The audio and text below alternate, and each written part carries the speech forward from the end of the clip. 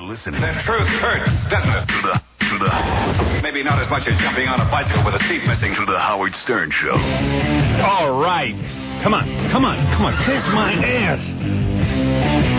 Oh, yeah. God damn it. Listen to that.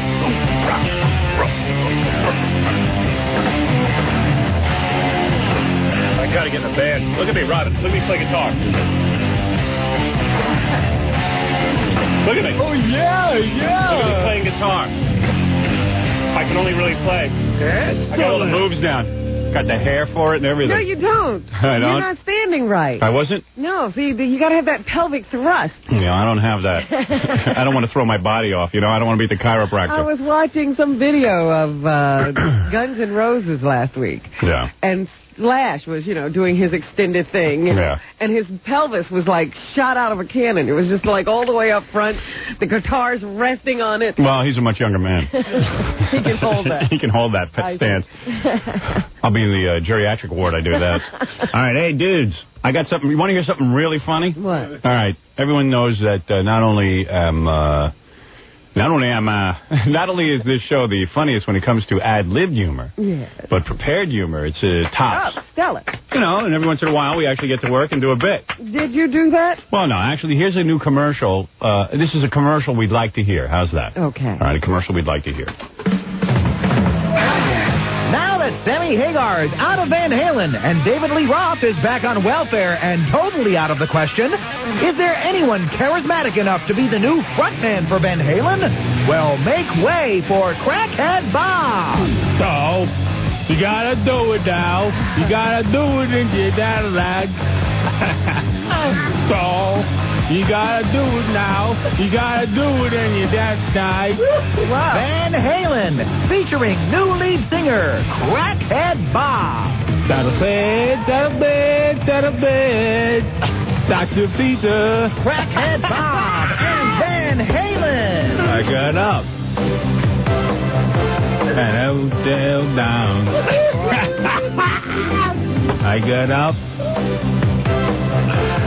Knocking on down. Sure, he sings like he's got a mouthful of marbles, but he's certainly less annoying than Sammy Hagar and much more controllable than David Lee Roth. Touching it alone, touching it with those. I'm saying, don't you go, don't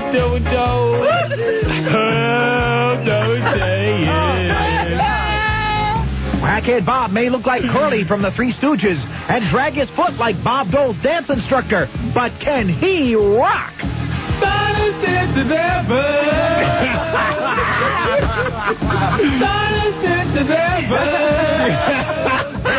Since Eddie quit drinking, Van Halen has really been dull.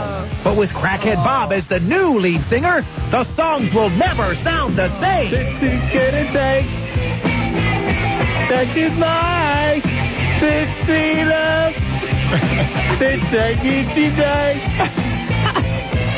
my sexy love. Van Halen, featuring the new lead singer, Crackhead Bob. Look for the tour this fall. Daddy down, thump, thump. Daddy down, thump. Might as well dump. Might as well thump. No, dump. Dump. Oh, that's cool, isn't it? Isn't that great? Isn't it funny how the crack messed up his speech so that everything starts with a T or a D? Yeah, that's cool. Crack has a consistency that no other drug has. It gives you that T and D thing. They call it the T and Ds. That's Crackhead Bob. Well, I was afraid that if Bob started to sing, his speech would clear up, like some stuttering. Like Mel Tillis? Yeah. Yeah, no, don't be afraid. You were afraid. I saw Crackhead Bob down here yesterday because we were cutting that thing, and he does look like Curly from the Three Stooges now. He put on a little weight, and he waxed his head. I know, he cut off all of his hair. Yeah, it's really frightening. I don't think he can handle, the combing thing, so he just decided to get rid of the hair. How great was that bit? That was incredible. Yeah, that might be the funniest thing we've done in a long time. Crackhead Bob joins Van Halen. I heard it. It's so apropos because I understand now that they're saying that David Lee Roth is not rejoining the band. No. He's just working on this new greatest hits album. Yeah, I can't seem to get confirmation on any of this. Sammy was supposed to call in, then he canceled, and David Lee suddenly, who used to call in every week. We can't get him on the phone either? Yeah, now he's unavailable. Oh, man. I got to play that again later, Crackhead Bob and Van Halen. We ought to play it for them. I wish they could hear it. David Lee's guy said that he's going into the studio, right, but he hasn't gone in yet, so since he doesn't have anything to talk about. There's nothing to talk about. Yeah, thanks, David. What about all those years he was doing absolutely nothing he came on? Yeah, he had nothing to talk about the last 15 appearances he was on. The guy talked to us about buying pot in Washington Square Park. Why can't he talk about this? I don't know. This is much bigger. People responding to the Crackhead Bob bit? Oh, yeah. I like that. I want to hear it again now. Why do you have to wait? Well, but you make people wait, then they have to listen all morning. Oh. See? It was so good. And people loved it. Look, they love Crackhead Bob. And, that's it, but that's so. All right. Chris, you're on the air. Hey, dude. Hey. I just peed myself. Come on, don't you want to hear it again? Oh, dude, play it all day. I don't care. Yeah, Crackhead Bob singing Van Halen. Oh, man, that's classic. Hey, Freddie, do we have any outtakes from Crackhead Bob? All out there. Yeah, all right. Nothing but outtakes. No, but I mean, do we have like actual... The making of? I can have Scott roll some stuff off. Yeah, okay, good. Did it take more than one take to do this? Jack, could you explain? We kind of went for any take where he got one word that was somewhat, like when we got near. Igalo. Yeah. That was fun. Igalo. On to the next tune. Just the Igalo. Because Jackie was going, there's no way he's going to do. Well, you know what I'd like to hear? I'd like to hear the raw tape of you guys trying to get him to sing. It was frightening. Yeah. Fred said... Because I went off to the movie and Fred and Jackie said, we'll work with Crackhead Bob. And I just said, well, run tape on everything because... They didn't know what they were saying. Yeah. We didn't know whether to go for a whole song or just little snippets. And Fred looked at me and he said, I'm not crazy, right? There's no way we're going to get a song out of this. No. I just wanted to double check. I'm going he's doing okay, but I don't think there's a song in him. Now, let me ask you something. Can he read or do you have to give him the line? You know what? We went down and blew up the lyrics. And then he just put it in his bad hand, and it just kind of hung there. Yeah, he didn't try to read them? But he couldn't. What really doesn't translate the tape is every time the thing started and Fred pointed at him like that, right, and nothing came out. Yeah. He can't start on cue. Don't admit the dab, and it's like, okay, 1, 2, 3. And then he forget running with the devil? You can see the frustration coming at him because he really wanted to get it. He really wanted to sing it. I've been informed that Scott the engineer is working on outtakes right now. So wonderful. Yeah, okay. Hey, you're on the air. This is Mike. Mike. Yes, it is. Yeah. Go ahead. Who's this? It's Howard. Hey, Howard. How you doing? I'm doing fine. Something to say? Yeah, I thought you had something to say, so I picked up the phone. No. Actually, I have something to say. Well, say it. My buddy who works over in Jersey City, he's a cop. About a couple months ago, a little bit time back, he was going to get me my book signed by you and Robin and the cast. Yeah. And this guy and Ralph owed my buddy, who's a cop, a favor because he let him go on a couple tickets. Yeah. So he was about a couple weeks later after he let him go, and he was driving by to drop off the books to him, and he was making out with some kid. And it basically made him puke right in the car. Wait. Who was making out with a kid? Ralph. A kid? Like he said he was, probably under 20. He didn't know how old he was, but he was a guy? A guy? A guy. Oh, man. Wait, what is this now? This guy's claiming you were making out with a guy in a car? This is a true story. Hey, Ralph, you know the guy. You know who he is. He let you go a couple months, a month or two ago on a ticket. Right out in front of your house. Some cop in front of your house? Way. Yeah, way. And his buddy. Shut up. You're a jerk off. Wait a minute. Don't call the guy names. Yeah. He's telling a story. I'm a jerk off, Ralph. Give me a break. Ralph loves this. He thinks it's so funny when he gets accused of being gay. Ralph, the only guy I know you accuse him of being gay, he laughs. And I can give the officer's name. Hey, Ralph, you know Officer Ed? Isn't that the guy from Pennsylvania? Do you know Officer Ed? No. Who? Do you know a guy named Officer Ed? And were you making out with a guy in a car? Yeah, because, that's the crux of the situation. You don't forget making out with a guy Just answer yes. I'm being serious. I was actually making out with Officer Ed. No, I know you were in a car with a transsexual and you got pulled over. But that you weren't making out with him. No. Right. No, that I know for a fact. I was making out with the guy in the back seat. Yeah. I don't think it was at that time, Howard. It was another time. It was like he was just on the side, like he was in front of his house making out with the guy. Oh, they couldn't even get indoors. No, they were on the street. But wait, what is this about the books? He's caught. I think Ralph really did this. Did you make out with a guy? Oh, Ralph. What happened? Oh, Ralph. Are you high? No, this is... Wow. What? Ooh, we tapped into something. No, this is Officer ridiculous. Ed caught you with a guy in a car? Where did this happen? Where are you claiming? Where did this happen? You know where it happened. Where do you think it happened? Which time? Wait a second. Wait. Were you ever make it? Did you ever make out with another guy? No. In your life? No. No? You're lying. Are you lying? Just Father Hanley. Yeah, but besides Father Hanley, did you? No. You sure? Wait, come on, man. Listen to me. Where was I making out with this guy? Right in front of your house, Ralph. Why would I do that? Why wouldn't I take him up to my house? That's what I usually do. I don't know. Maybe you're saying goodnight to him. Maybe you're giving a good night. Yeah, you didn't want to lead him on. Yeah, true. You know, maybe you felt like it was a first date. And what were you saying about books? No, he let you go on a ticket or so in front of your house about parking in front of your house illegally or something. You know who he is. He says he knows who you are. That's why he won't go in the air because he can get in trouble. No, not true. Hey, Ralph says not true. It's true. I know it's true. Where were Ralph's hands when he was kissing to the guy? In his pants. In the guy's pants? No, in his own pants. In his own pants? You mean Ralph was kissing a guy and at his in his own pants? Now I know it's true. If you won't touch me, I'll touch myself. Well, he was cute. You know, a lot of girls are like that, man. They withhold putting their hand down your pants. Sometimes you got to put your own hand down your own pants. I have to take care of myself. Yeah, or they tell you as they're leaving, they go, well, why don't you masturbate? Thanks. Oh, you Yeah. couldn't think of that on your own. Yeah, gee, thanks for the advice. Great.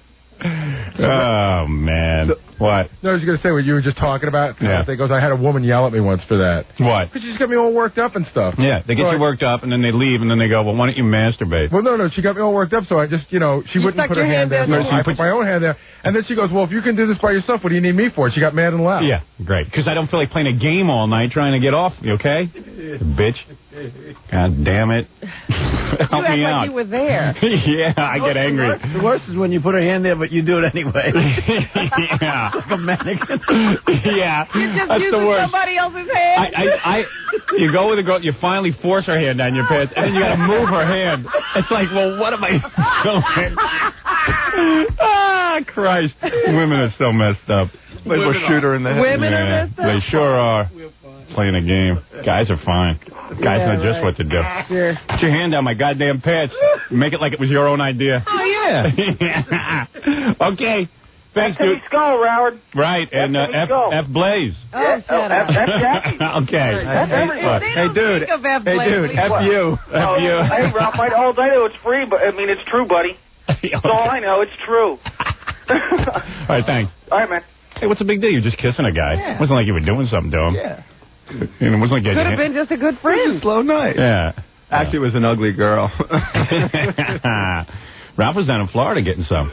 With the guy? Yeah. He was in a whole gay porno ring. Yeah, He was caught up in it.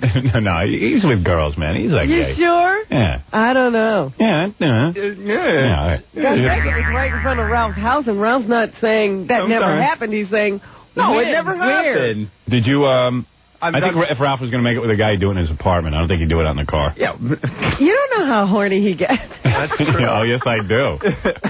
He couldn't make it inside. He was really cute. I just couldn't. One night I was at the movie set, and it was real lonely, so I called Ralph. He gave me phone sex. What? Yeah. Is that true? I go, Ralph, what are you wearing? He goes, I just stepped out of the shower. Nude, except for this towel. We had gay phone sex. Oh, it was the funniest thing you ever heard. I should tape that. My hair is wet. Yeah, my hair is wet. I'm really dripping. Oh, my nipples are getting hard. All right, get out of here. So gay. Homo says what? Yeah. Well, that was pretty good. Yeah, nice way to start the morning. Yeah, guy with a lot of verbiage. Who is Les Consolving, and does he even still have a radio show? And if he does, who's listening? All these guys attacking your hero. What can you do? I'm working with you on the movie today, aren't I? Yes. I'm doing a little big scene with you. A big scene, not a little scene. A little big scene. A little big scene. A dramatic scene with you, huh? Yes. Good, sweetie. We have to act today. I bet your butt shits will be warm. Hello, sweetie. Hello, sweetie. Your butt cheeks is warm. Hello, Robin. Robin, sweetie. Mommy is asleep. Howard, I'm Robin's dad, and over 30 years ago, I recorded one of many great nights with my young, sweet Robin. So here, you all find out why I have and why she likes Icononics, and why she likes it bent over in the third input. Cool, right? Wait. Robin, wake up, sweetie. Robin, your mommy's asleep. Take up your PJs. Daddy's coming in with the Vaseline. All right, that's good. Butt is warm. All right, so here's a commercial we'd like to hear. Everybody wanted to hear this again. This is a commercial we'd like to hear. All right. Now that Sammy Hagar is out of Van Halen and David Lee Roth is back on welfare and totally out of the question, is there anyone charismatic enough to be the new frontman for Van Halen? Well, make way for Crackhead Bob. So, you gotta do it now. You gotta do it in your Cadillac. Do it your Cadillac? So, you gotta do it now. You gotta do it in your dad's night. Van Halen, featuring new lead singer, Crackhead Bob. Dr. Peter. Crackhead Bob and Van Halen. I got up. And I was down. I got up. Knocking on down. Sure, he sings like he's got a mouthful of marbles, but he's certainly less annoying than Sammy Hagar and much more controllable than David Lee Roth. Touch it in the low, touch it go down. I'm saying, don't you go, don't.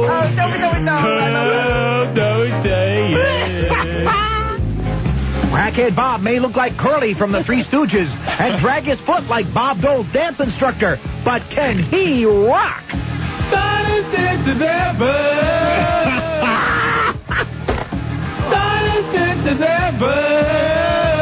Face it, since Eddie quit drinking, Van Halen has really been dull.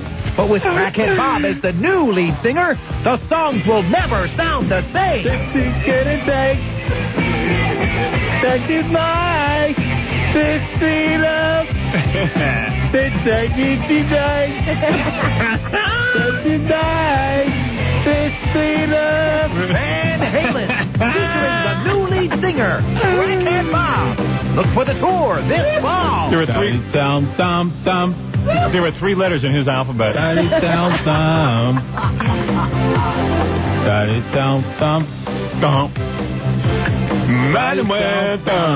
Might as well dump. I love that. You got the making up? Yes. You got like Fred and Jackie trying to teach him? Yes. Oh, cool. Let me ask you, did you ever... You didn't have him singing to music. Yeah. You guys did to the music, right? Oh, yeah. Yeah. Oh, no. It was there. It was there. Oh, my goodness. I love that so much, man. That makes my day. Oh. God damn it, I love that. Jesus, that might be the funniest thing I've ever heard. We were howling. Yeah, oh, come on. Meanwhile, watch on E, we're going to have a TV version of that commercial. Oh, wonderful. Yeah, with Crackhead Bob. Who else? Yeah. You can't get somebody to play him. We were going to get a stunt double. Daniel Day-Lewis? Yeah, as Crackhead Bob. Oh, we should have been rolling yesterday. Let me hear. Yeah, you guys should have been videotaping that. Yeah, Big mistake. really. He was busy with me down on the movie. They were doing an interview with me. They should have been with Crackhead Bob. That was a missed opportunity. So anyway... let's hear the making of Crackhead Bob's commercial. All right, this is the making of Crackhead Bob's commercial. What is that? All right, wait a second. So, can someone help tell me what's going on here? This is just Bob in the production studio. I don't know where we are. All right, this is just Bob and Fred and Jackie trying to get Crackhead Bob to sing. Yeah. All right. What are you trying to... What are we going to do with... See, what we're going to do is we're making you the new lead vocalist of Van Halen. Okay. Is what we're going to do, because they fired Sammy Hagar. They don't want David Lee Roth back. Okay. So you're going to be the new lead vocalist of Van Halen. So there you go. You gotta sing. Yeah. Nothing better than Eric, explaining stuff to Crackhead Bob. Trying to keep him calm. Right. George Martin. He was a little nervous. George Martin. Because he was actually shaking a little bit. I think he was like feeling really nervous. Well, you ever see Dr. Strangelove? Yes. Was it Dr. Strangelove where Peter Sellers' arm used to like go over and it would go up, and then Peter Sellers would have to slap his own arm down? Right. His Crackhead Bob's arm just keeps creeping up too, and he has to keep smacking his arm down like this. Like a puppet. Right. Are you kidding? No, so there's a whole thing going on here. Trying not to watch it. It was mesmerizing. Sorry. So go ahead and jump. Thump. So take it from there. Now you're singing. What part are you singing now? Right. Thump. Oh, It's okay. Just take your time. That's okay. One more time. Okay. Scott, you want to just play the music along, but don't play it so... Look at Fred, like trying to be social worker. Not only... Not patronizing. I'm trying to help because he is... Yeah, but that calm voice, you're like, that's okay. Take your time. Take your time. Me and like, Fred what else is he going to do? Nothing more annoying than Fred's calm voice. Jackie is sitting in the corner, like ready to burst out laughing. Jackie. And I'm like even trying to calm myself down. Why have Jackie in there trying to help? What did Jackie do? Hey, you're funny. Because Jackie is usually very good at helping me make the people be very calm. Yeah, sure. Really? Yeah, when does that happen? No, I was going through the lyrics with him and stuff, but I early on you realize there was no way to avoid laughing because if you tried to hold it in, you would have fell over. You almost laughed in his face at one point. That was really bad. So that he can't hear what we're doing. Fred's calm, mental patient voice, okay. I'm dealing with a less than advantaged person. Meanwhile, that's how you have to deal with Fred when you talk to him. Well, I took from you guys. Don't pay attention to that, just because what we're doing is basically we're cheating here. Okay. That's okay. Now I might as well dump. Might as well jump. Go ahead and jump. Go ahead and jump. Okay. Now, I don't know how they ever got this done. So now you're teaching him how to do it, and then he's got to do it on his own, right? Because your voice can't be there. And that was the hard part, was making that bridge. You know what? At Point one A to point, point B. Fred says, Jack, does it make any sense for me, like, to sing along with him? No. I'll sing with him, and he'll sing. And I said, are you crazy? Like, not even one letter is going to match it. Right. You know? Yeah, but also it would have ruined it. You got to hear him doing it by himself. No, I was going to, put it on a separate track. So that he could erase himself. Oh, I see. We didn't have any idea. So, in other words, you gave him the lyrics, but he can't read them. I don't think so. And how do you ask a guy, can you read? Right. Can you read? We blew it up. That's not a question that comes up with most adults. Right. Look, the guy took crack. There are questions. Exactly. Yeah, but it's like, you don't want to... Yeah, we said, will it help if we, blow up the lyrics so they're big enough for you to read? Oh, yeah. Yeah, sure. Put him on a blimp. Yeah. Ride him in the sky. Just sky riding. That's his answer for every question. All right. Oh, yeah. You realize that every answer is, oh, yeah. And we realized early on that every word was Now, let me ask you. At the very beginning of the tape, he says, what are we doing? Now, was that your first explanation to him of what he was going to be doing? Probably the fifth. That was the first explanation. Oh, okay. Okay. Here we go. Now, Daddy, tell dump. Daddy, tell dump. Oh, very good. Daddy, tell dump. Daddy, tell dump. got it bad. I'm hot for teacher. Got it bad. You still got it. Might as well jump still. Got it bad. I'm teacher. Oh. Want to try that again? Got it bad. Got it bad. I'm Got a teacher. He loves to jump in with that one word. The whole rest of it, he's going, he loves that teacher. We had such a horrible thing happen. He was singing, and then he doubled himself. Right. It actually kind of came a little bit close. Yeah. And then they played it. Scott played it back so we could hear it, and back, and sang along with it in like a third or a fifth above in a perfect harmony. And Fred looked at me like, wow. Right. And we never could get him to do it again. It was one of those things. Right, Fred? It was so sad. Let me hear the rest of this. Got a bed. I'm a teacher. Yeah. Yep, one more time. Got a bed. That a pizza. Feature. He has no clue what he's singing. Got a bed, got a bed. That's a pizza. Let's try it again. That a bed, that a bed, that a bed. Dr. Peepers. Dr. Peepers. Dr. Peepers. Fred can say it one more time. I'm like, come why on. it's getting worse. The more you do it, the worse it gets. Done. It's okay. Don't worry about it. So the line's going to be, got it bad. Got a bed, got a bed. I'm got a pizza. Right. It's basically the same thing both times. Got a bed, got a bed, got a bed. That's a pizza. I just want the pizza. Got a pizza. Got a pizza. You really got it. And now you got to do. Oh, boy. Oh, this is the girl. Oh, boy. This might have been the... Which one is this? You really got me now? Yeah. Girl, I you didn't really think got this me was now. Girl, you really got me now. And he knows this song. He knows the song. He knows it. So you got to do it now. You got to do. This is where I started to lose it. Yes.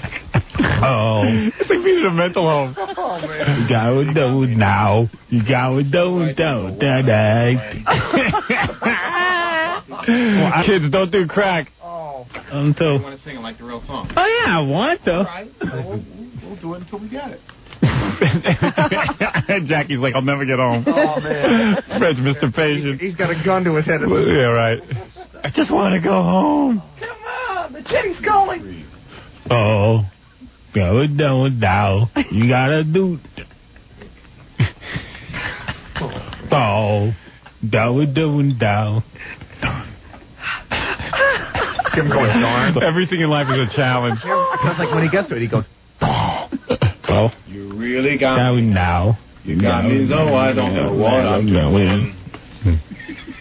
So, gotta do it now. Now it's doing the thing. So, you gotta do it now. You got me, so I can't sleep at night. Do you know David Lee Roth had to be taught these songs the same way? Same way. Oh, dear. There you go. So, you gotta know it now. You got me, so I don't know what I'm doing. I wonder what happens between the message from the brain to his We were mouth. trying to figure out where it gets lost. Oh.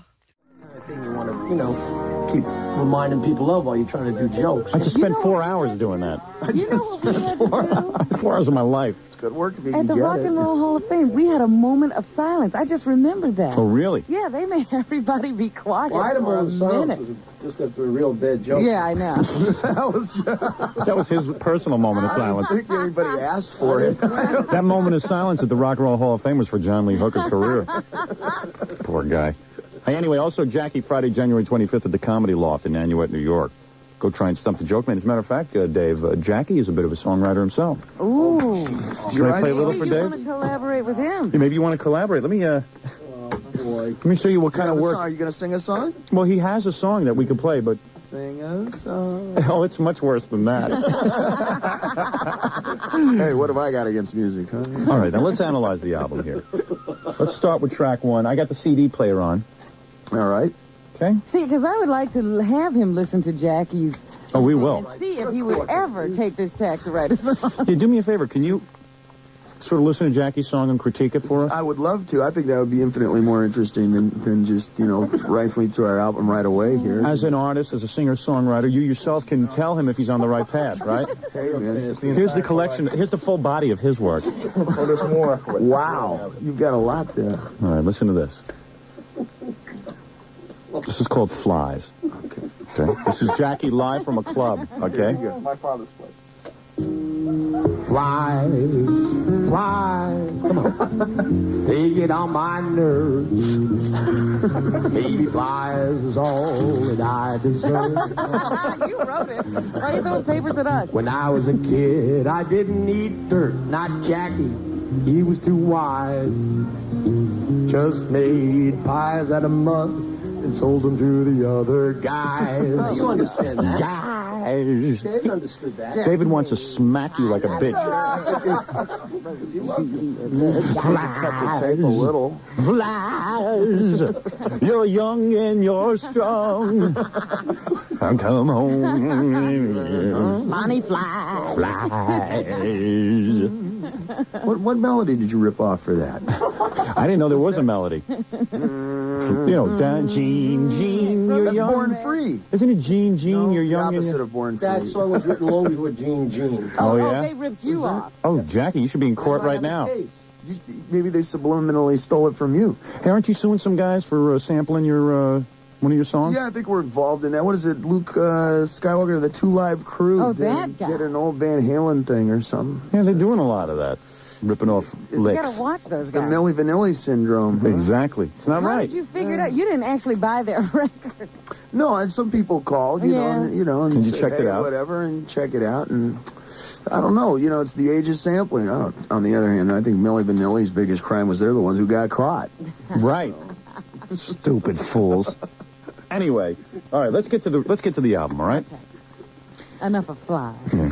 Any chances anyone sampling flies? No chance, I think.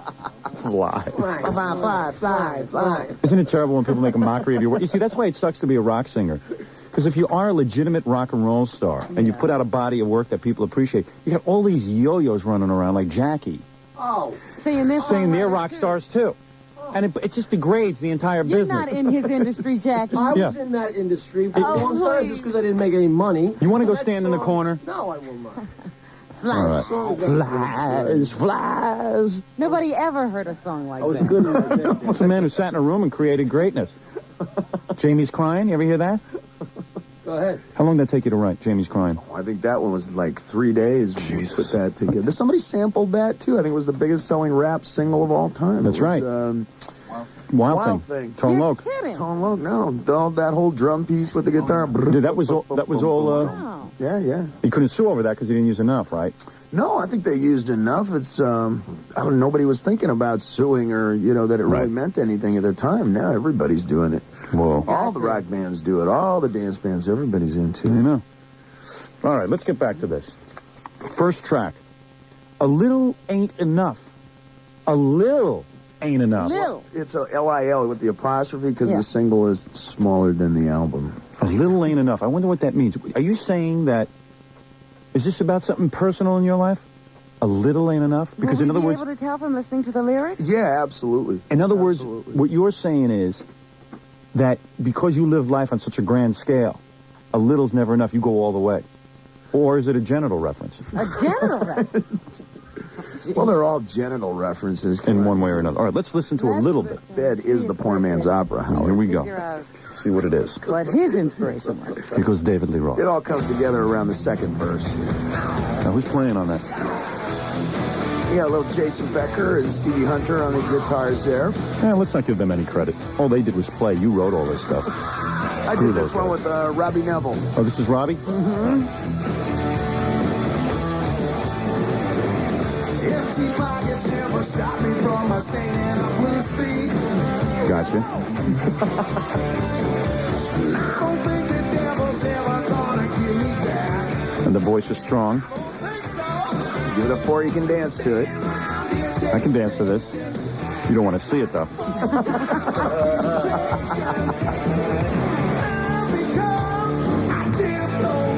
It's the part where the girl's pumping Nautilus, right? Yeah. I got to see that video.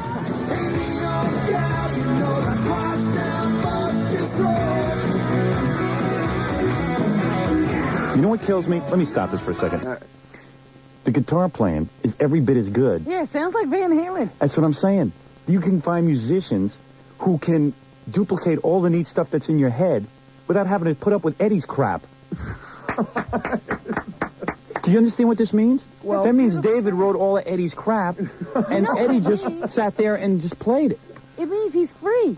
Well, you are free now. My friend, wait a second. Don't say anything. You are free. Do you realize that? You are free of him. You are free of him, Valerie, that fat little porky bass player, Chubsy Ubsy, and the retarded Van Halen Alex. You are free of every one of those guys. You got guys who are every bit as good musicians and can interpret your work. Well, I don't know, man. I don't know what I did right in a previous life, but it must have been something, you know. You have to put up with his stupid wife being in the room every time you want to have some guy perform the licks that you wrote. Well, there you go. Look, I'm your music director.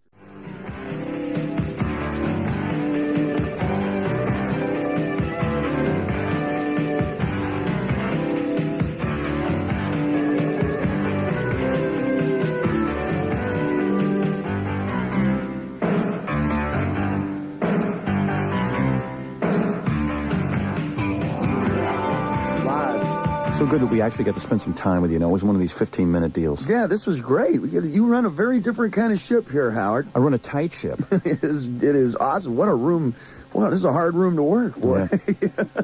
Well, I can't wait to go backstage at one of your concerts again. I'll tell you, man, you asked some really great questions, Howard. But it's okay, because you got all the best answers, too. There you go. Oh, I'll take that. Ooh. I love this. Look at that. David Lee Roth giving me a standing ovation. 952 92.3 K-Rock, WYSP, WJFK. For the most complete war coverage, stay tuned. All right? But, of course, right now we're with David Lee Roth. What, we got about, 10 seconds into the first verse of the first song? Right, and I've already been told by your management we have 7 minutes left, so we have 7 minutes to go through the entire CD. Well, you got a CD. Don't you have one of those things where you can just push through it real fast? Yeah, okay, here we go. No, I don't want to go through it too fast. We have 7 minutes left till we get back to the war. So we have to get through the whole CD, Robin. Okay. In 7 minutes. Yeah, so it would help if you just I'm not going to try to move fast. You better interrupt. All right, here we go. All right, here we go. Now, we're in the middle of a little... Should I stick with a little... It's hard to say. A little ain't enough. Or do you want to move on to another song? Should I? Well, finish this one out and see what you All right, think. we'll just go a couple more minutes on this one, and then we'll come This is the single. Come on. I want to sample a bunch of stuff. Okay. You know. You're rocking. That's what I like. You haven't aged.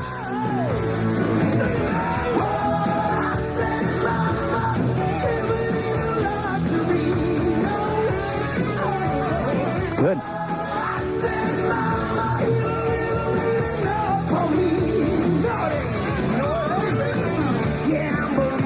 Well, you got to understand, Howard. This music is like a drug, man.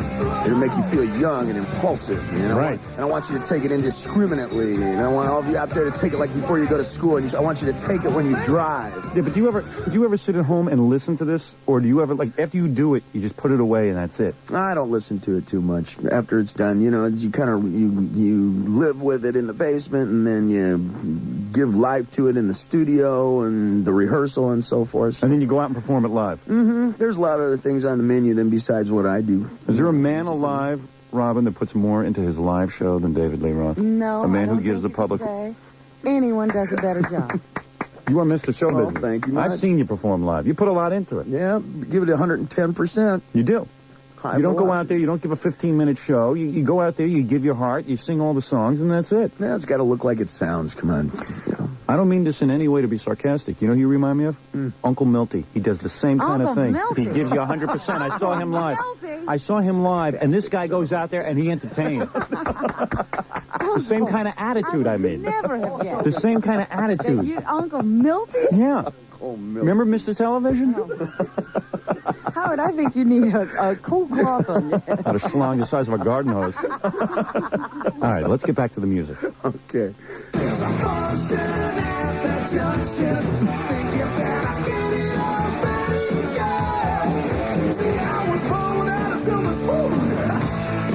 What do you mean by that? You were born with a silver spoon. No, it's born without a silver spoon. Ah. But I'm going to make a stir.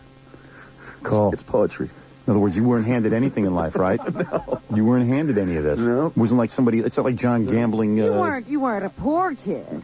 Oh, no, I wasn't a poor kid, but But it was a not while like this. before I had a television. It was a while. Really? Yeah, you know, we used to play it. My pop was just starting in school when I was born. So, you know, for a number of years, there was no car parked in front of the house. You got to learn to be inventive, be imaginative. Your pop was in school when you were, was he in high school? No, he was just starting off in college to go to be a doctor.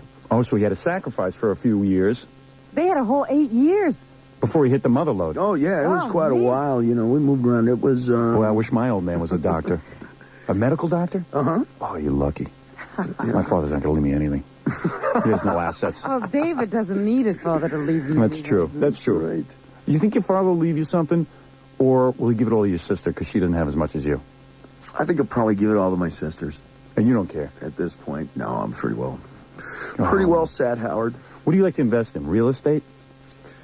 Well, like where are David Lee Roth's assets? I mean, seriously. I mean, if anybody... From the ones we have here. Ones? I mean, what do you like? I mean, you don't put it in gold or something. A lot of his assets. What's the matter, homeboy? Ain't you never seen an Enigma before? Now, don't you? I mean, you got like a lot of... What happens when you walk into like your account and you got all this money, but they see you, kind of goofy and stuff? Or do you get all serious with them? No, I get all serious. You do? Yeah. Like you put your hair back in a ponytail and you're like, Making the money's the easier part compared to keeping it. Right. Oh, boy. We don't know about that yet. We're working toward it, though. Well. God. All right, let's get to the second track. Okay. All right, come on. All right, now the second track is called... We know the first one's a winner. Okay. This is an odd title. Mm-hmm. Eddie is pussy whipped. Oh, stop that. Look at that. Eddie, I want to go on the tour with you and David Lee. Let me see that CD. All right, the second cut is Shoot It. What does that mean? Is that like a sexual thing, like shoot it? I don't know. You're gonna have to listen through to the lyrics there. Okay. Take a look. Ah, now you're rocking. Every track rocks, right? Oh, we got time. Go ahead. Ooh. Hey, how'd you do that? How'd you make that drum thing? Well, what you do is you put the drum on there, and with the cymbals, and most cymbals go...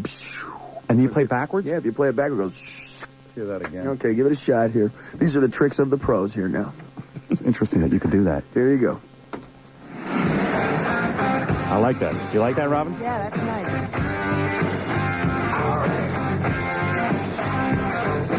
See, you're rocking. Gathering of the tribes. You didn't let up.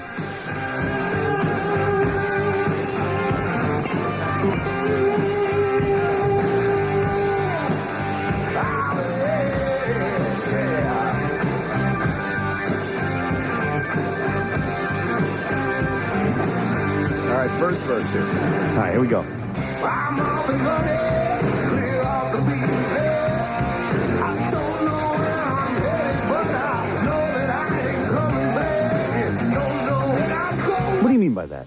I don't know where I'm going, but I know I'm coming back? No, you're not coming back. What do you mean by that?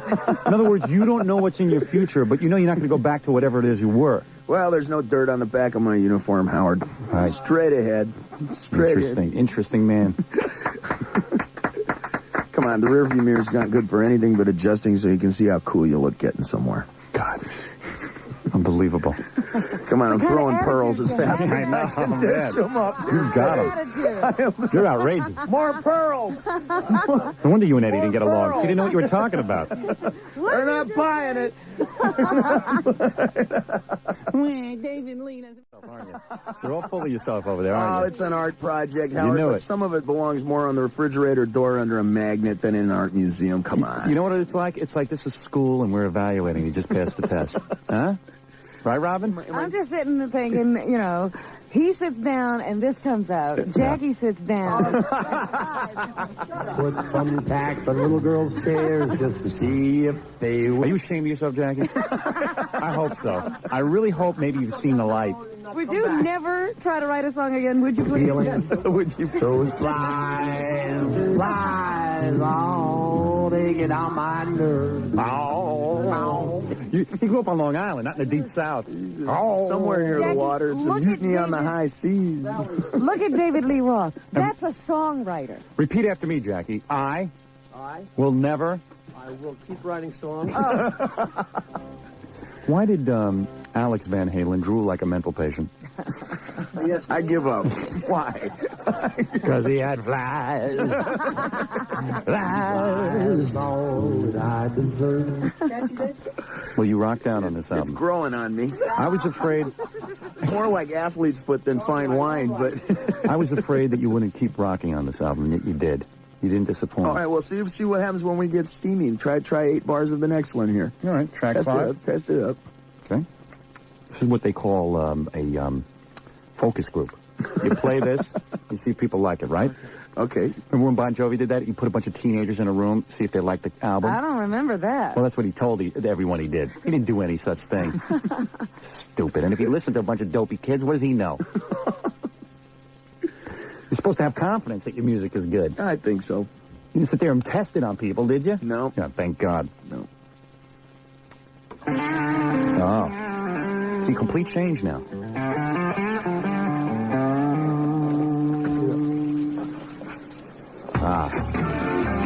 This is kind of sexy. I could see doing my chick to this. Well, you know, it's good for driving. It's good for just about any verb you can think of, Howard. Robin, couldn't we make love to this? It is a sexy lick, yeah. Right? Right, Robin? Oh, yeah. You're a woman, you know.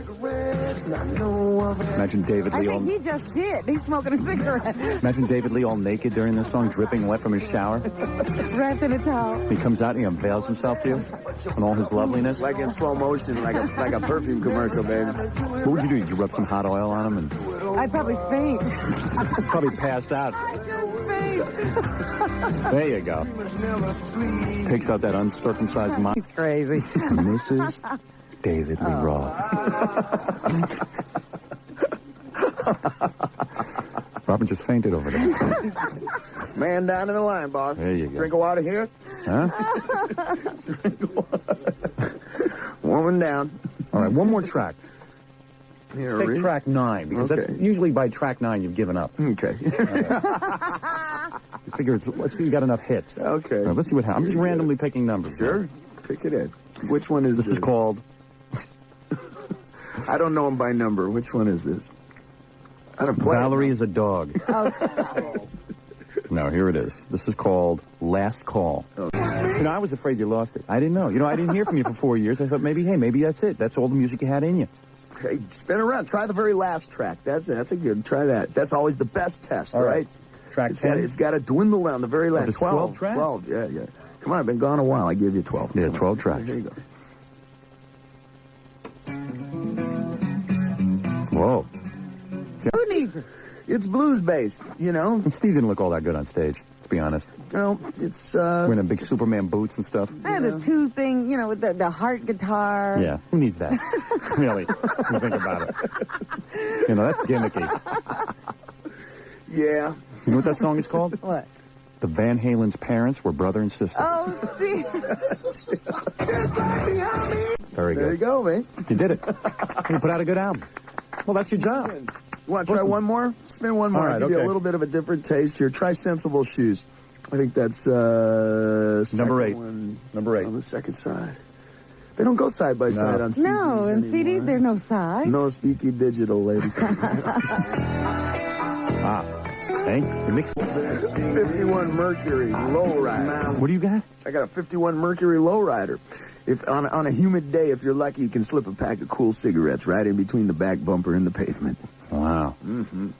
What's he talking about, Fred? My grandfather had a 51 Ford, but it wasn't a low rider. They're just real low to the ground. I mean, I don't know if this thing goes up and down like those. Does it bounce up? Got hydraulics. There you go. I know what that Got is. a convertible on that? Oh, yeah, it's permanent convertible. We torch the top off. And you drive around Los Angeles? Like, you know, don't people see you? Don't they bother you? Yeah, hopefully. When you're in that kind of thing? You don't care. Wow. There you go. Well, you got to live it. Now, this track is called Valerie is a Pain in the Balls. What is that all about? We got a good job. Yeah, you're like Dylan. A little instrumentality there, huh? Yep. Very good. You did it. All right. I want to thank the great David Lee Roth, Robin. I was going to say I didn't hear one keyboard. Yeah, right. You kept all that out of there, right? Well, it's hidden in there, you know, in the backwards Smart. messages with the keyboard. Nobody wants to hear that kind of junk. They want to just hear straight ahead rock and roll. You want to hear the real stuff, huh? It's just amazing how you freed yourself from those guys. And you put out product. They call it product in the record business. Is that right? I didn't know what you meant. This is not music. This is a product. Spots? Oh, I didn't know that. I'm sorry. You headed home? I didn't realize that. Keyboards suck. Billy Joel should be doing weddings. Right? Ashes to ashes, huh? I want to thank David Lee Roth with the great new album, A Little Ain't Enough. David Lee Roth, look for a picture of a smiling Satan on the... I said this is the last Super Bowl party we ever have. No more. I can't take it. I can't take the torture. This is sort of the pinnacle, Yeah. as far as it can This is the end. Neil was begging me by the end of the afternoon. This can't be the end. There's got to be more Super Bowl parties. Jackie, you didn't want it to end. Is this it? Oh, come on. Oh, I kind of agree. Where's it going to go? Because you got to improve it There's nowhere to go. Nowhere. Unless we regress. And no one will accept that. Well, you know, it was really cool. You know, Tonio was there. Yeah. And he doesn't really follow the radio show all that much. So he said to me, how much is it? And I said, it's $100. And I could see that, you know, it sort of took him aback. Yeah. So he wrote me a check because he didn't have that much on him. Right. And I could see he was almost like, well, you know, $100, what's that all about? By the end of the day, I'm sure he was ready to give me another 100. Yeah, right. He thought 100 was cheap. Yeah. You didn't have $100 on him for a Super Bowl party? Tonio? No. But he was going to bet or anything? Well, I don't think he thought it was going to be that much because he hadn't been to a Super Bowl party in like 4 years. It's true. They've gotten worse. The stakes have gone way up. And all the girls got tipped. Oh, this is no fun without Robin here. I like to tell her every detail. But this is just a laugh. Sounds like an impression of it. Sounds like Billy doing Robin. You want to talk some guy talk about the Super Bowl? Uh-huh. I owe you guys money. Hey, how much do I owe? I know I won the coin toss off Jackie, so that reduces my debt. Wrecked my day. I think your day, didn't it? The coin were you watching the coin toss? I missed the coin toss. Coin toss came off, and I said, woo. And then it looked like I was going to take all you guys' money. And you know what I was going to do if I had won? I might as well tell you this, because I told Allison. I was going to collect from all of you and then buy a big breakfast this morning. A big, like, the whole works. Whole big buffet. So let's do it. Well, I'm not going to do that. I owe you the money. So we'll spend it. Yeah. I told Robin to cover all your action, too. And she jumped right on it. Well, hey, come on. It was a good bet for us. It looked like the Bills were going to win anyway. Hey, how close was that game? Unbelievable. It was a great game. If it wasn't for that, I would say if you said this, Gary, if you added 20 seconds onto that clock, the Bills might have won. The Bills win. Kelly only needed... He needed a couple more yards to get in, really make a safe field goal. The only reason they won that game is because they kept them off the field for most of it. Yeah. That's right. And I know Leonard's going to call up gloating this morning, Leonard Marshall, but, hey, you know, he screwed up. Did you see Leonard when he screwed up? It was a late hit on the quarterback. That was pretty bad. You know what that was? He was trying to take out another quarterback. Yeah. He had that look in his eye like he wanted to do the same thing he did to Montana. Yeah. I mean, they were all fired up. They were fired up, and Leonard liked all the press he was getting for the week. Did you check out Leonard's sack dance? That was pretty cool. Yeah, that was cool when he started waving his arms in the air. But did you notice something wrong with him? Yeah, I know. It's awkward. He got sack real dance. excited. Leonard had a big sack. But, you know, quite frankly, Leonard and LT and all those dudes, they never got to Kelly. They never got close to him. One time Leonard got in and sacked the guy. That guy stood back there for what seemed like days, and it was the Giants secondary that won that game. Right, Fred? Absolutely. Yeah, because they weren't getting to him. I was getting annoyed. Yeah. And then the few times that they had Kelly in the pocket and the secondary had it covered so tight, Kelly ran out of the pocket. No one stopped him. He kept running for 10, 15 yards at a clip, like 6 times. I know. Yeah. Did you see, I guess Leonard got like so much coverage this week because of what he did last week. Yeah. The cameras went to him a lot. I know. They were, you know, it's really amazing. He became like a big star all of a sudden. All of a sudden, Leonard was getting a lot of attention. Did you see that? It's just so funny to watch him being like a star with billions of people watching. You think if they had lost the game that he would have been sitting in that room with us. It was like hard to... Sitting and shining my shoes. So now I have to kiss his ass and shine his shoes. Yeah. I was going to ask What about order that. are you going to do? I think shining the shoes is easier than, you know, because I'm not a black guy. I don't know. You should get him black. You see, for a It's black not guy... as demeaning for you to do it. Right. For a black guy to shine my shoes, to spit shine my shoes, would have been real demeaning for him. Because that brings back, you know, the whole history of the black man in America. I mean, that would have been the ultimate humiliation. In fact, I don't even know if I would have made him go through with it. It would have been rough. That would have been a tough one. You know. I don't think he would have done it. I really Shine boy. He would have stuck to it. He would have. But now I got to shine his shoes, which is okay. Then I got to kiss his ass. And everyone keeps asking me, you really going to kiss his ass? I go, well, I don't see a way out of it. I got to do it. Wax lips. Yeah. Wax lips. Oh, man. Oh, man. Two beauties, man. We taped our Super Bowl party yesterday. You got to hear the tapes. The tapes aren't even as good as what happened, but they're pretty good. A lot of this stuff we can't play you because it's too dirty. Hey, I wonder if, save those tapes. I got an idea for those tapes. The dirty ones. I got you. Okay. I got the dirty ones. I got an idea on that. Dirty Super Bowl tapes. I know where those could be released. I have an idea. Although you might not want them released. Oh, I don't care. Yeah, you don't care. We'll deny everything anyway. Man. 623, 92.3 K-Rock, WYSP, WJFK. Well, the game was pretty good. That was great. That was a really great Super Bowl. Because I tried to go to sleep during the third quarter. I said, you know what? Oh, you could. I said, I got to go to bed. You could. I mean, that was up to the last second. Yeah, but I said, you know, I'm going to be wasted tomorrow. And what is this? I'll find out. I'll read in the paper who won, and that'll be it. And I laid down for about 15 minutes, and I said, what am I doing? You know, the whole world is watching this game, and I'm missing it. I was on the couch, and it was 12-10. And I nodded out for a second, and I kind of had a dream that the Giants were going to do better. And I opened my eyes, and it was 17-12. It was like magic. It was great. Hey, look at that. Wonder how that happened. You know what's cool, though? You really made the right call this year about the way we handled our party in terms of time and stuff, because we really got to watch the game. What we did is we had our Super Bowl party at noon. Which everyone at my party yesterday said, what the hell is a Super Bowl party without the Super Bowl? Well, because the party's so intense. How can you enjoy the party? If we had the game on, forget it. We had a room, we had about 20 strippers, and a lot of them you didn't even see on the TV show. The girls you saw on the TV show weren't even half the strippers we had there. We had a girl from Penthouse, Amy Lynn. She did a whole oil show, naked oil show. We had Candy, who might as well be in Penthouse. Who else did we have? The centerfold stripper girls. We had that centerfold stripper girl, Angel Valentine, who was incredible. Yeah, she's incredible. She can really dance. Yeah, she knew what she was doing. She was like... You didn't see her, huh, Jackie? You showed up late. No, I went for a massage. I came out, and she told me I was deprived because I didn't get... She was really good. You know, it's funny because weird. All the strippers were like... And then that blonde from Washington, what's her name? Cherie? Marilyn. Oh, Marilyn. Wait a second. Do we want to read Marilyn's plug? Or wait till later? Later. We'll give her one later. But what a body on her. But you know what was really cool about that Angel Valentine that I really liked a lot was all the girls, I said, okay, you ready to strip? And that Zarina girl goes, I need about a half an hour to get ready. And then Amy says, I need like 20 minutes to get ready. I said, Angel, how much time do you need to get ready? She goes, none. I'm ready. Yeah, she knew how to strip. But Zarina, man, she turned out to have a lot better. She was wild, man.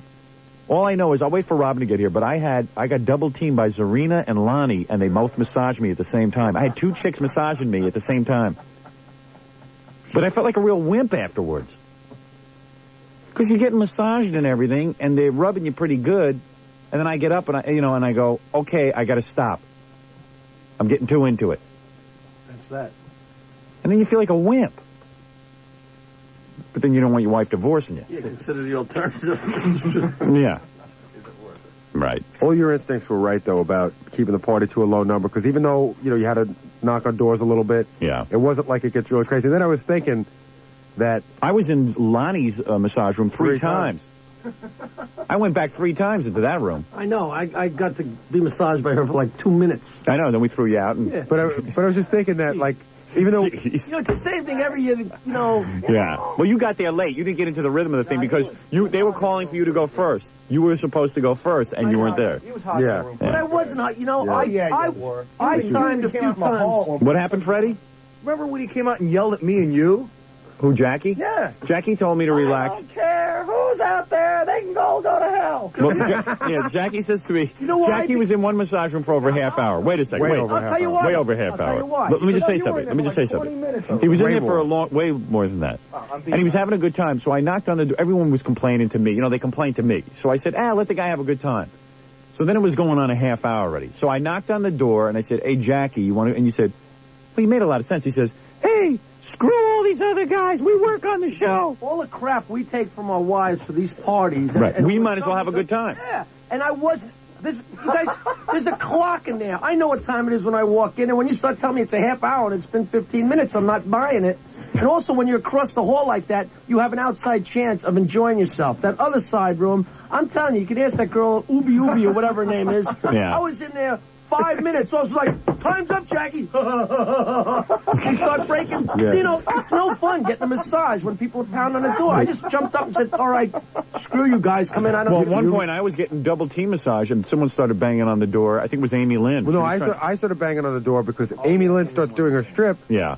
And midway through, you know, listen, Amy doesn't do anything unless I'm watching. Unless you're watching. Right. So she's about to do this hot song. I came to you. She did 3 songs. After the first song, I go, Howard, Amy Lynn is naked. And I got myself together, got my clothes on, and came out. The best thing I ever had, though, was that chick Lonnie and the Zarina double teaming me. Oh, there's Robin. Finally you're here. I'm waiting for you so I can tell you everything that happened. I don't want to hear. Oh, go home. Hey, how come you're late? Because I lost $225,000. It feels like thanks to you. Yeah, no. I felt bad about that. I couldn't even enjoy the game. I wanted the Giants to win, but at the same point I kept going, I got to pay off these idiots. And I told Robin to do the same thing. Hey, we That's won. all I could think about. But we won the coin toss.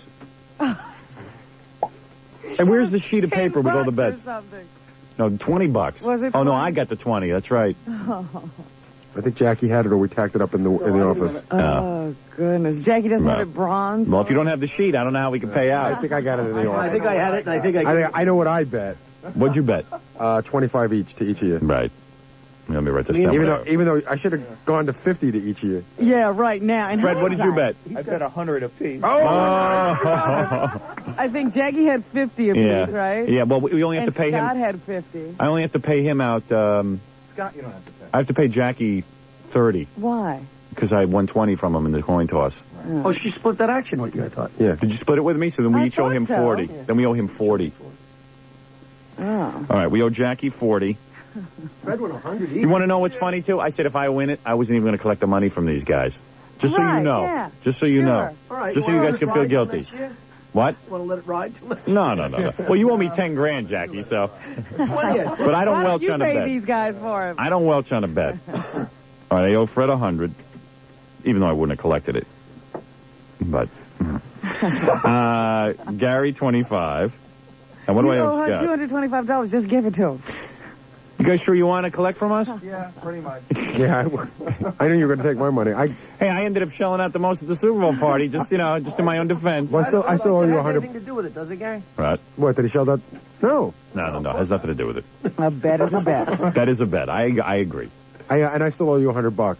That's true. There's a lot of money flying around yesterday. Yeah, how do you owe me 100? I forgot. I know I put up like 300 or 400. Because when I told you Tonio had to write me a check, yeah, but I needed the cash, so you gave me 100, and I'll cash the check today and give it back. Oh, good. To you. Okay, that'll help me pay off my debts because I kind of cash poor. Cash poor right now. My cash flow is a little off because I tipped all the girls. What a party, Robin! This is the. By the way, next year, no party. Good. It's over. Good. It's over. Why is that? Yeah. Yeah. It's Why official. is It's that? official. Because it can't go any further. Because next year there would be actual sex. I think it's going as far as both men can boldly go. Yeah, but this is as far as we can go, and each year it gets a little bit rougher and better. So you end it, and the next Well, year you know, the way it sounds, Yeah. 20 strippers?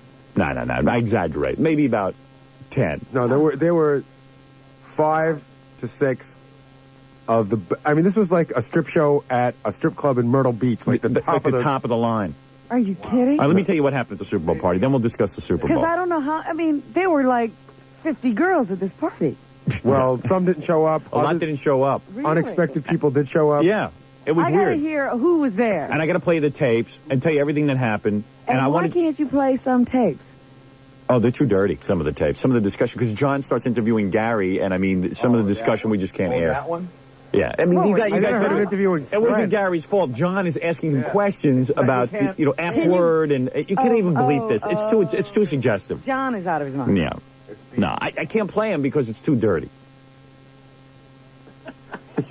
Because everyone was accusing Gary of actually doing something. Well, here's No, what not happened. doing Let me tell. something. Can I tell Robin what happened? Okay, all right. Here's what happened. We decided at the Super. Do I have to take a break? Yeah. Okay, just wait here. Don't go anywhere and don't ask any questions during the commercial. All right. All right. We'll get to Baba Booey and my story and You Jackie. can hear I can't even talk from screaming so loud. Where were you? I was at Mickey Mantle's. What? His place? His house or his restaurant? His restaurant. You were at Mickey Mantle's? Yeah. I'd be curious to hear about this. Oh, you don't want to hear about me watching a movie with Paul Michael Glaser? Ah! What is this? Starsky or Hutch? You partied with Paul Michael Glaser? No, he just happened to be sitting next to me at a movie theater. Was he with his wife? No, he's with some guy. Oh, yeah? Well, it's probably a friend. No, I mean, yeah. Yeah, don't jump to conclusions. That's the guy who's got the wife with the AIDS. Right, I couldn't believe it. He's out watching movies. Yeah, I know. Cool dude. I tell you something, man. I feel for that guy. I'd be at home every minute. Yeah. I guess you got to get away from that, though. It's pretty depressing. I think he's like Wayne Siegel. He don't like to be home. Yeah, I think maybe. Pretty depressing. Maybe he needs to get out of the house. Wayne was looking to go over Jackie's house. I got a lot of stories to tell you. Boy. Did Paul Michael Glaser sneeze on you? Oh, man. All right, well, we'll get back with all these stories. We got a lot to go through, and we'll analyze the Super Bowl right after these words. He goes, and then she said, this is the first time your stuttering made me angry. I actually wanted to hear the end of that story. Oh, I'm sorry. I'll tell you. It was like teasing. Yeah, it was like a tease. He goes, and then she said, get in the shower, and then I went, oh, hurry up. I got to go do a commercial. He never finished. Well, I'll tell you later. Let me tell you about 1-800-THE-ROSE. Hey, these are good guys. If you're going to send flowers, just remember this number, 1-800-THE-ROSE. They do a great job. At the birthday show this year, they brought in a display. You know, they do more than just roses. They do flowers. Oh, they bought flowers to this party. Yeah, they had this big display. I'm trying to think. It was plants, and it was a floral arrangement with plants in it. It was beautiful. You mean flowers and plants together? Right. Yeah, it was beautiful. They do trees, plants, floral arrangements, fruit and gift baskets, balloon bouquets, and, of course, roses. All 100% guaranteed. And it was beautiful. You know, there's a lot of times you send flowers. My mother-in-law sent me, she sent us a plant, for like our anniversary or something. And then we got it, and it was really, like, sick-looking. Oh. So we called up the florist who sent it, and we said, you know, actually, my mother-in-law doesn't know about 1-800-THE-ROSE. She doesn't get the show where she is. Thank goodness. Yeah. Hearing what her son-in-law did yesterday. Yeah, it was cool. Yeah, right. I didn't have sex. Right. 2 girls on top of you. Well. Did your wife watch the show Saturday? Yeah. She goes, she thought the women were unimpressive, so she just said, you go ahead and do what you want. Oh, that's the criteria. If they're ugly, you can do them. Yeah, well, she says, I know you're not going to want to have sex with them. She doesn't know you. Yeah, she doesn't know me. She's just starting to know me. Anyway, so 1-800-THE-ROSE, that's the number to call. I'm not going to go into this whole story about my mother-in-law, but she sent this plan. I know exactly what you're talking about, though. You send flowers, and then you don't know what the arrangement looks like when it gets to the person you sent it to. We called my mother-in-law and said, hey, you know, you probably spent a lot of money on this plant. Let's call the florist up and tell him. So we called him up, and the florist said, you don't know anything about plants. That plant's fine, and he hung up the phone. He wasn't guaranteed or anything. So when 1-800-THE-ROSE says, hey, these are guaranteed flowers and plants, that means something. Why don't you dial 1-800-THE-ROSE, all right? 1-800-THE-ROSE. That's the number. Yep. Well, where were we? We were in the middle of finding out who was at this party. I still stink from massage oil. Didn't you take a shower? Doesn't help. Did you have those sparkles all over you? Yeah. Somebody was using sparkle massage oil. I think it was Lonnie. No, it was the school teacher across the hall. Yeah, right. School teacher? The school teacher. Wait a minute. Yeah, I know. I'll explain everything. Oh, man. She was cute. She got it from Lonnie. Yeah, I know. What happened was, I told them to come in as backup massage girls, and we ran into some trouble. Right. A couple of massage girls didn't show up, so I said, you're activated. Right. How many rooms did you have massages going on? You want to know something? It wasn't as deviant as you thought. 3 massage rooms, that's all. Only 3? Yeah. Same as last year. What happened? First of all, let me thank the Garden City Hotel. Cool. Those guys are great. I mean, these guys roll out the red carpet for us. They really don't even have to do that. If they just gave us the rooms, it would be okay. But we had hot and cold hors d'oeuvres. Did they give us all that? Yep, they send up the beer, the liquor, and, you know, they give us that whole wing of the hotel, really. That is the classiest hotel on Long Island. They have to. They have no choice. Yeah, I know. First of all, if a paying customer was next to us, they would be screaming. or they would have joined the party and never gone back. Was it loud? I got Yeah. there late. I got out of the elevator, and I didn't even have to look at the room numbers. I know. The noise. The noise was so loud it was deafening. And the door was closed. Oh, no. The Garden City Hotel is the classiest hotel. They probably gave you a floor. Let's hope. It's a hotel that's way too good for Long Island. It really is. It really is. Isn't it a 4-star hotel? Yeah, definitely. I was looking at it and thinking that it really is too nice for Long Island. It is. And it's considered a 4-star hotel, which is very rare. Who puts a 4-star hotel on Long Island? It's an anachronism. Right. Whatever that is. What is that again? I forget. Something that's out of place. Right.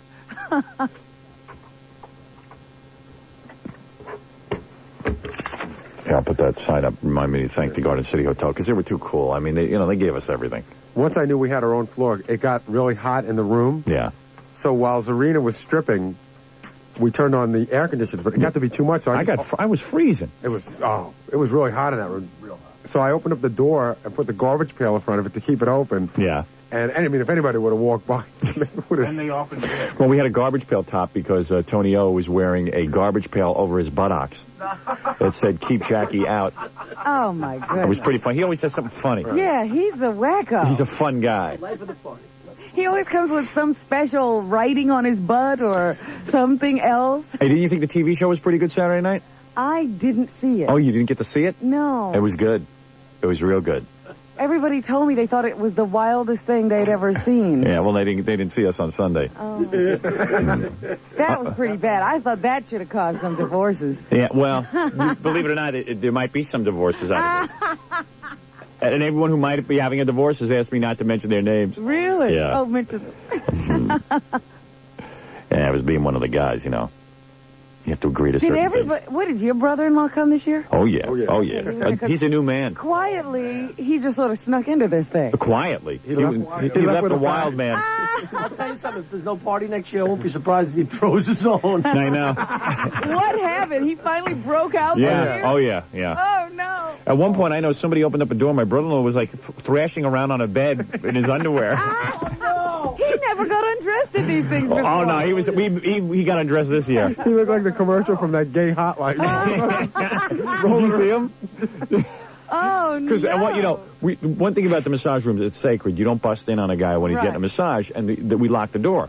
Well, everybody kept trying to explain to me how they were going to explain how the party is nothing like the TV show. The TV show made it a lot more risque looking. Yeah. And I said, no, at the party, you actually go behind closed doors with these girls. Oh, yeah.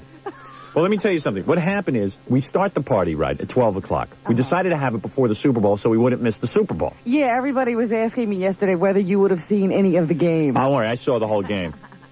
I saw the whole game. That whole pitiful game. Yeah. Where we lost money. I was sitting in Mickey Mantle's something. There were like 3 of us rooting for the Bills. Anyone with money on the Bills. Right. Because I was on the phone with Kinnison during the second quarter. What? Yeah, I was talking to Kinnison. So I hadn't spoken to him in a while. Believe it or not, I couldn't get through. Then I finally get through. And he's watching the game. Oh, my goodness. Because he's got money on the Giants. Which I was shocked. I didn't picture Kinnison watching football. Yeah, I didn't think that went through to his level. No. I just thought that's like he'd be watching MTV or something. You know what I mean? And having like a wild orgy. Or Ha, yeah. Ha, the hot jump. But Kinnison was there, alert, sounding good. Good. Watching he has stopped drinking and doing everything since the first of the year, and he sounds incredibly good. You really think that, or is he already... I have never heard him sound better. I'll be honest with you. But did you test him to see how his logic is going these days? His logic was really intact. He wasn't going through like he hates this one and that one. He was a different man. But did he say off everything? He knows now that everything is a drug? Yeah, even amyl nitrate he won't do. He even said to me, even amyl nitrate. You're kidding. Only thing he'll do now, acid. But that's not like drugs in the traditional sense. That's not an addictive drug. It's a fun drug. Oh, you got to do something. No, he's not doing any drugs. Yeah. Not even amyl nitrate. Okay. All right. The Prozac, all the heart all that's gone. Okay. Prozac. Whatever. Everything is gone. Yeah, what's that drug, that designer drug that was out for a while? The new Valium. Ecstasy. Not even that. Oh, it's still out. Is it? Is it still popular? Oh, Ecstasy's still around, yeah. Oh, yeah. How do you guys know that? I read. Gary does more than read. No, I know you don't. I was the night of our Christmas party. I went to a club. Right. Afterwards, we went to a club, and there was a lot of people there that were sort of moving it around. Ecstasy. Yeah. Really? Gary, you should be under. You know, my hands still stink from oil, from massage You oil. sure that's oil?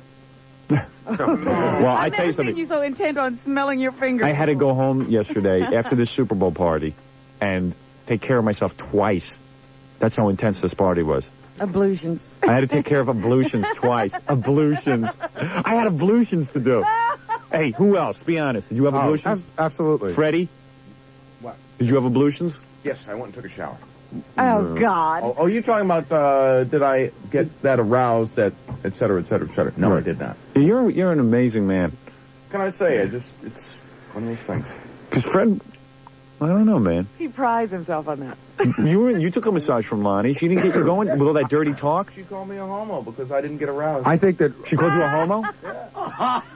You're kidding me. Turns the girl's violent. She was making love talk to every guy. You know, because I thought, man, this girl's really hot for me. She said the same identical thing to every guy. You know what she said to me? Wait a second. What'd she say to You know you? what she said to me? Now, listen. I'm jumping all around, and I got to get to this whole thing. She said something to me that was just really weird because, I mean, even my girlfriend wouldn't say this to me. She goes, "How old are you?"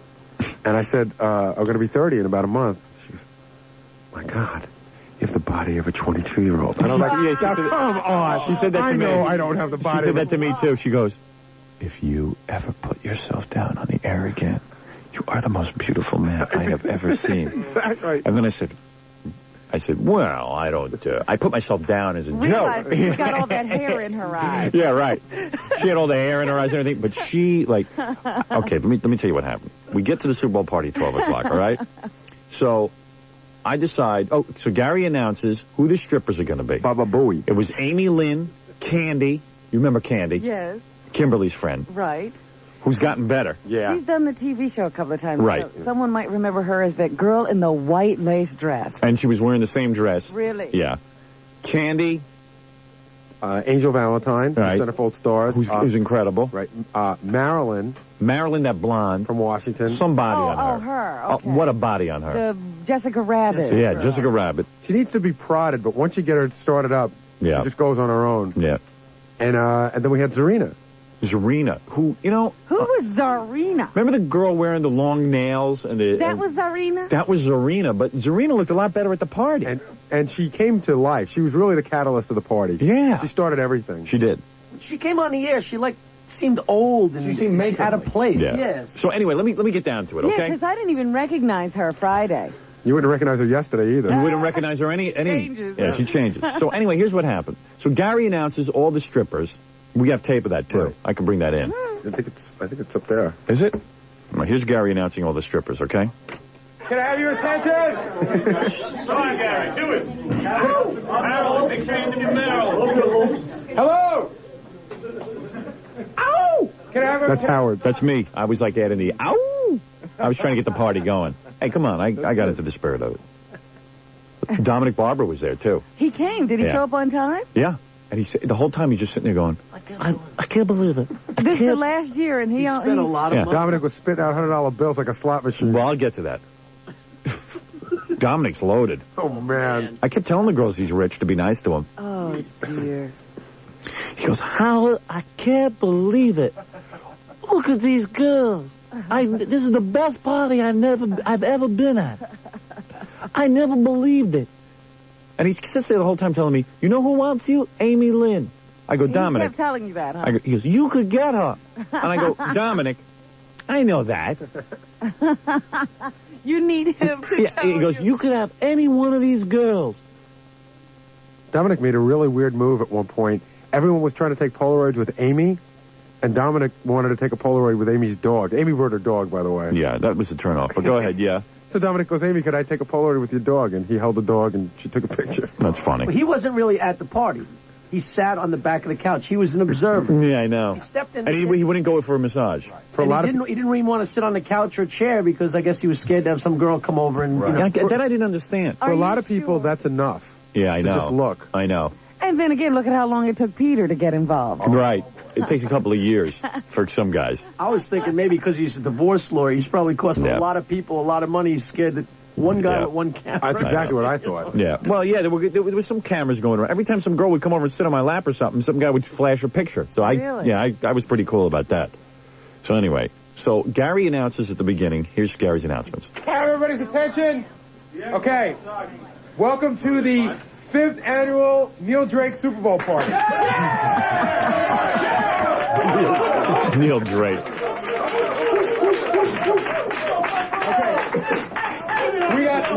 This is the big party this year. We got a lot going on. First, I want to introduce to you, we have 3 massage rooms. Massage room number 1, massage room number 2, and across the hall in 806 is massage room number 3. Garden City Hotel. Yeah. Room 806. I'd like to introduce you, straight from Philadelphia, occupying massage room number 1.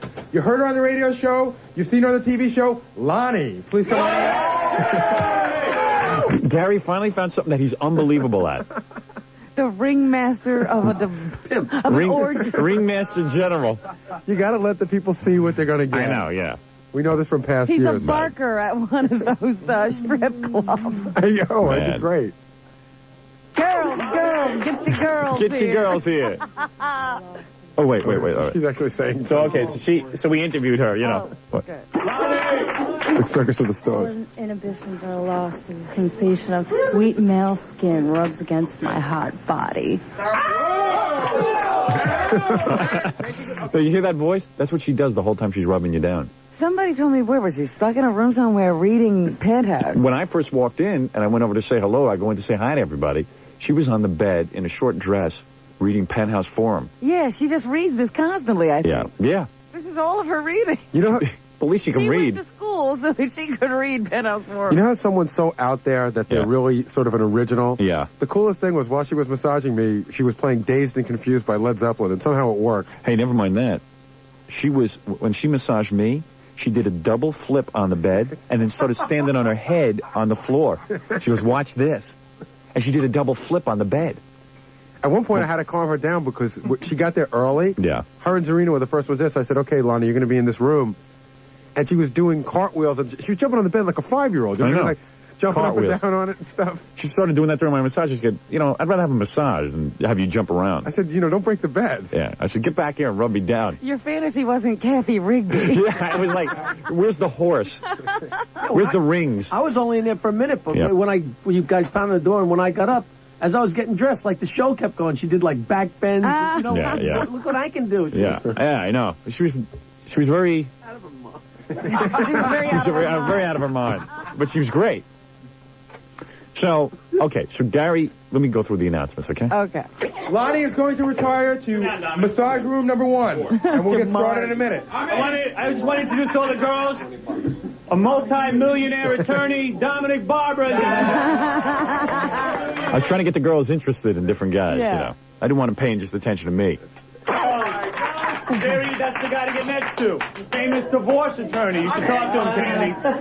You might want to talk to him. Straight from the radio show, a brush with lesbian Dial-A-Date, although she's not a real lesbian. And from our shaving radio show, here she is, Yubi. Come on up, Yubi. Everybody had like 5 different names. Yes, she changes her name every week. I know. That's right. Your wish is my command. I didn't think you were going to let her come. I don't know. We let her come. She was fun. I'll tell you about her, too. We let everyone come because it worked out well. That was Jackie's call, and he was right. Once again, he was right about, he's right about parties. We should never doubt him when it comes to a party. You let all the girls come. You let them come, Howard. Have a good time. There's nothing we did wrong this year. No. Guys were on there. You know, in the end of The Godfather 2, when Michael was it Godfather 2 that Michael Corleone took over? Yes. Okay. And no, it's the end of Godfather 1. And they're all kissing his hand and stuff. He's talking about that final scene in Godfather 1 when he finally gets to be Godfather. By the end of the night, guys were just coming around thanking me. Thank you, Godfather. Thank you, Godfather. Godfather Super Bowl party. Thank you, Godfather. There were guys thanking me. And I said, you know what? This is ridiculous. There are a lot of guys who owe me now. Room number 2.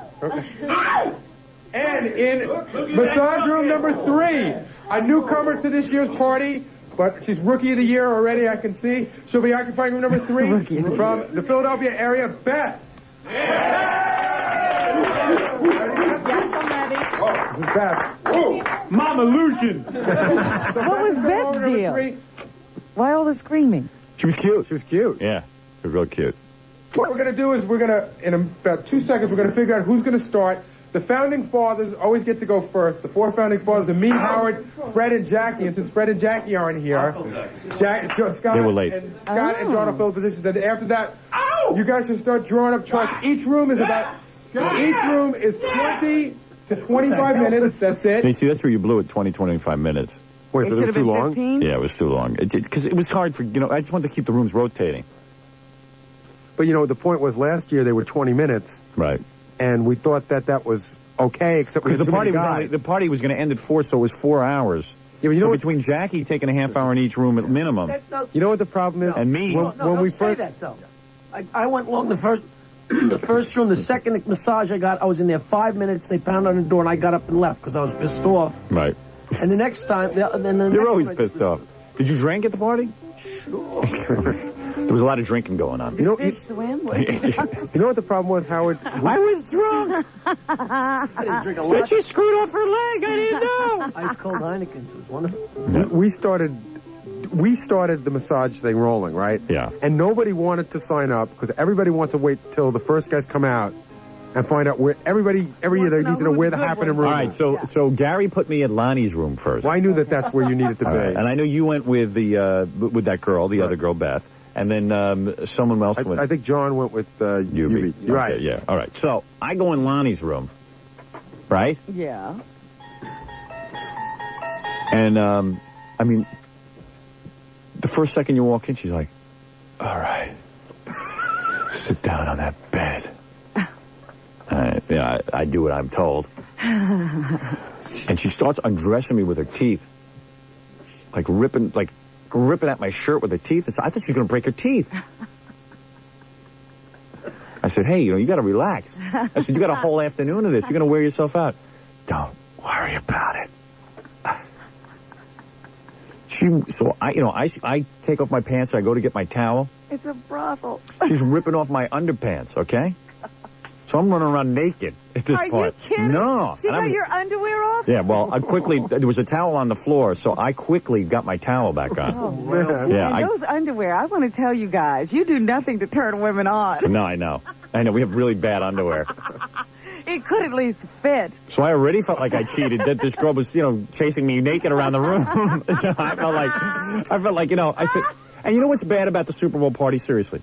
Here's a nice-looking woman who's, really hot for everything. And you can't do anything because you're married. So your whole thing is an exercise in self-control.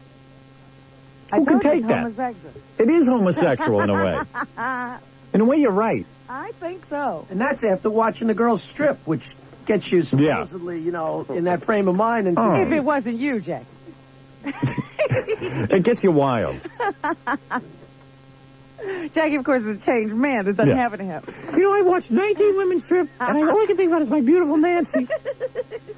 So anyway, so I'm running around the room naked and stuff. Then she tackles me and stuff. She's unbelievable, right? Tackles you? Well, yeah. She's Get down on... in the room with Jackie. Get down on that bed. Get down on the bed. So I said, well, I better wear a towel if that's what you want. Oh. And then I felt like a woman, like a frightened woman. She used the P word after that. Yeah, right. So it was just like, it's no good being married at these things. It really isn't. Because you have to sort of exercise some self-control. But although the non-married guys, they didn't. Everyone behaved themselves. Gary was there exercising too. We're not sure. We're not sure yet. There's a story going around about Gary. I know that's a story that John started. No, I started it. Oh, you did? Well, she was the first. Okay, hold on. Now wait a second. So anyway, did Neil get a massage this year? No. He didn't? I don't think so. Again? I think he's riding the fence. No, I saw him worshiping that girl in the corner. That's not the same thing. He's a single guy. I know. I don't get that. What he did do was follow the strippers around, everywhere. Kissing them. I mean, he was... Also, I turned around, there was Neil in the middle of the floor with a bottle of oil squirting Amy Lynn down. I know. All I know is I filed Ronnie home. Out of his... Ronnie and Neil were in the same car. Neil was waving women's stockings and stuff. Yeah. Out the window and throwing panties and stuff out the windows at other cars. He was wearing a stocking over his head for the bulk of the party, pulled over his face like a... You say saying is, you're laying there in nothing but a towel. Right. And what was she wearing? She's wearing like a, what is that called? A teddy? Yeah. I asked her what that was. She's wearing like a teddy like and that corset thing she had, you know. That red thing? That was a Merry Widow. A Merry Widow, yeah, something like that. She had that on? Right. Yeah, you know, she had a bra and everything. You know, she was wearing her thing. She was clothed. She was clothed. Okay. Yeah, Because it sounded like she took oil and put it on her naked body. No. I just wanted to No. Ease up. What do you think we are, perverts? Yeah, what do you think? You know, we did behave ourselves. I just wanted to clarify because that's what it sounded like. Wait a second. So, and then, but she whispered. You see, the whole thing was a turn on. She knew how to be a massage girl. Well, can I just say? Yeah.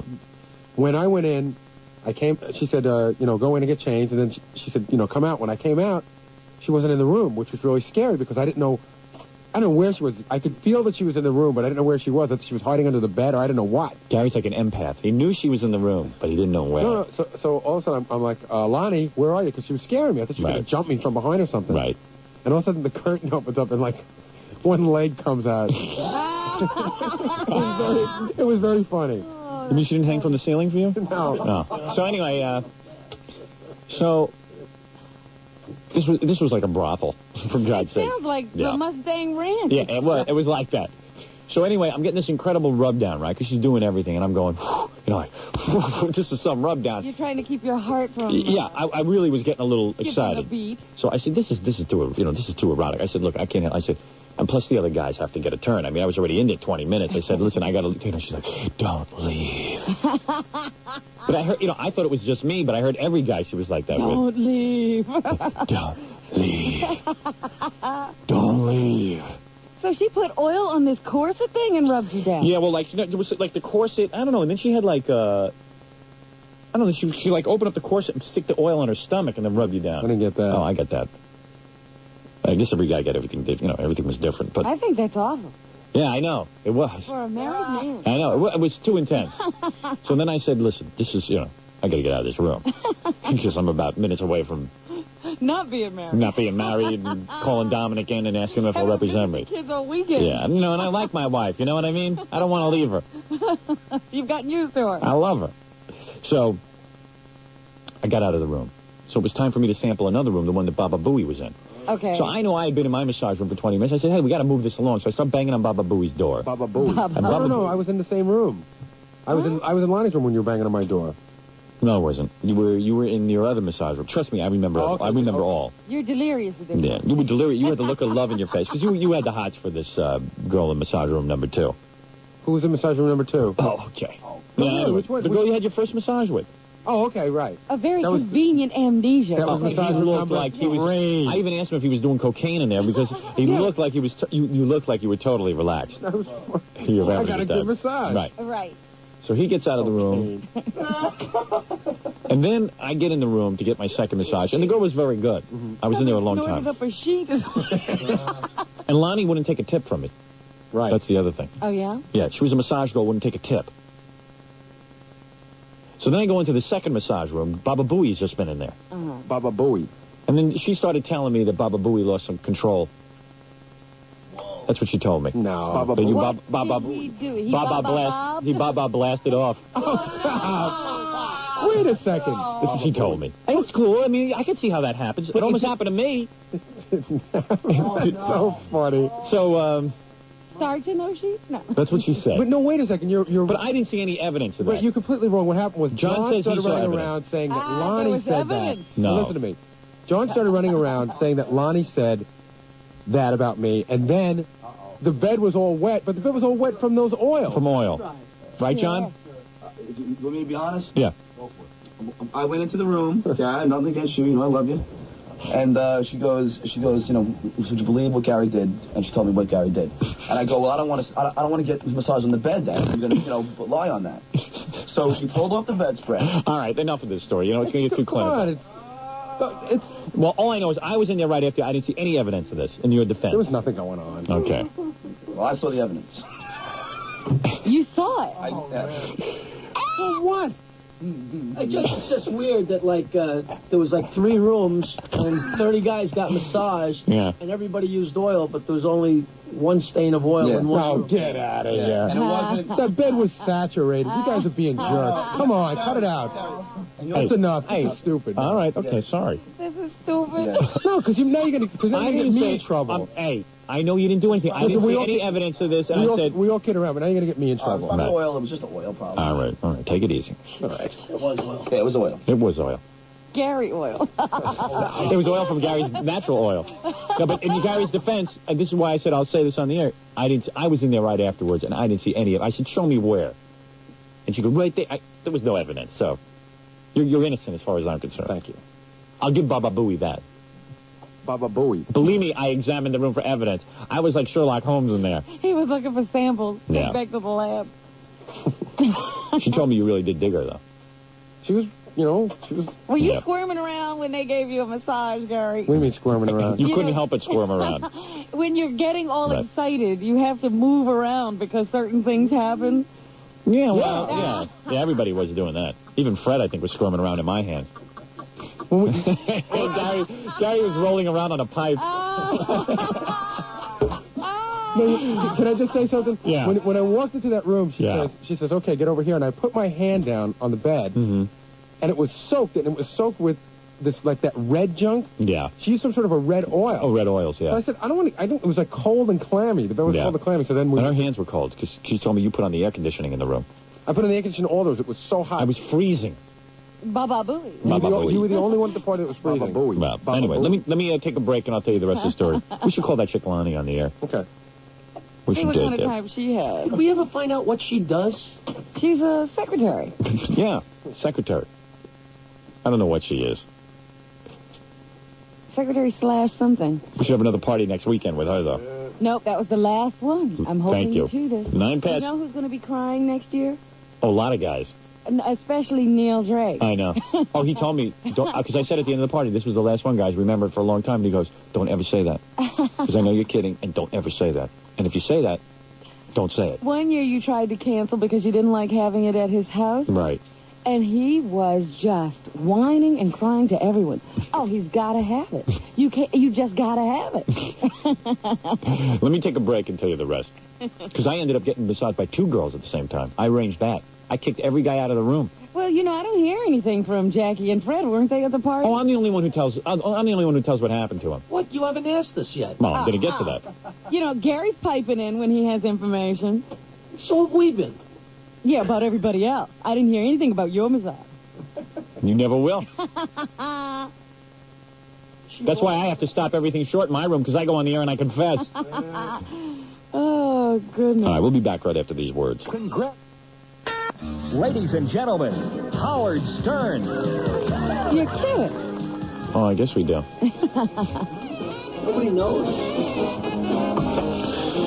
As soon as Brandon Tartikoff gets out of the hospital, I'm going to try and make him take the show. Yeah, what the heck is wrong with him? Hey, he's going through. Did you read the paper today? His daughter's still in a coma. It's pretty serious stuff.